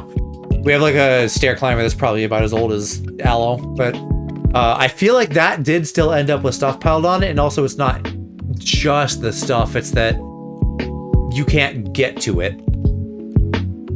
Stuff gets piled on it, and then it gets blocked. So one way or another, I end up having to like move things around to get to the fucking shit I would use every day. The fucking fridge out there gets blocked, as if that's not a thing we need to use daily. Drives me nuts. So, for the time being, I don't anticipate any more equipment in my little home gym. But really, like I'm saying, I probably need to go to a gym anyway, at least for some amount of time, so that I can like work with somebody a little bit on like form, not hurting myself,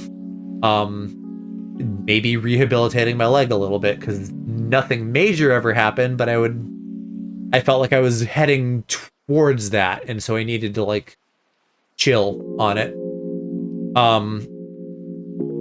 And then picking up guys, right? And I gotta get a body yaddy for that, and I gotta like do something with my hair and a bunch of things, but yeah. I don't know if there's a gay gym super close to me, and I don't want to go all the way into the city. Like, if I'm gonna go to a gym, it has to be close, and there is one close. Like, probably like 10 minutes, like driveway to parking lot. So that would probably be where I'd go. I've said before, it feels a little bit bougie, and like the area is a little bit nice-ish. So I told Mom I feel like I'm gonna go there and like be gay and get like called a slur or something. She thought I was being silly. So I don't know how successful I would be at picking up guys there, but I do want to go to the gym and pick guys up there. I haven't talked to Danny in a while because I'm so bad at keeping up with people, but I hope he like comes back to visit again and we can like keep hanging out. I had talked to him a little bit about like getting some pointers, but nothing that we ever like got solidly, because I think at one point he was doing that as a job. So like for context, our friend Danny is like real outdoorsy. He lived in Hawaii for a while because he was able to work remote. Like, has abs. Lived in Colorado for a while and did like rock climbing, mountain climbing, that kind of stuff. So he'd be a great resource. Just he's not like here locally, as far as I know. I'm sure if he was, I would know. I don't remember where he moved to though, even. Super Buff IDK. At least as of like has it been 2 years since I've seen him? It might have been like 2 years. But fairly recently he was like still super buff. I think he's the kind of person who would have a hard time not being active. I think that's been... And I think he played football when we were younger. I think he's always been active, so that's been like a mainstay in his life. And of course, it's also good for like meeting people and drawing romantic interest and stuff. So there's many myriad benefits. And last I knew, he was single too. So more incentive.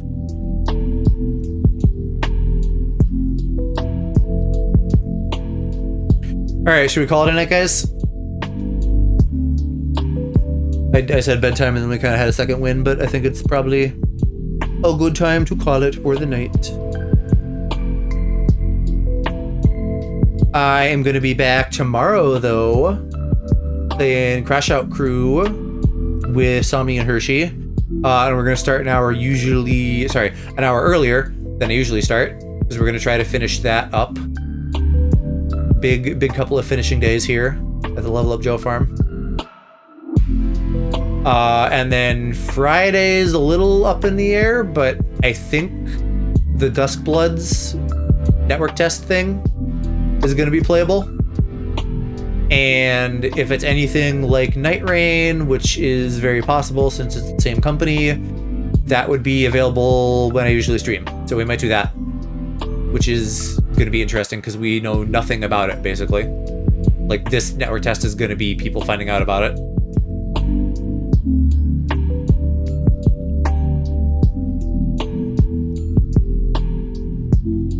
I don't think I feel like raiding anybody.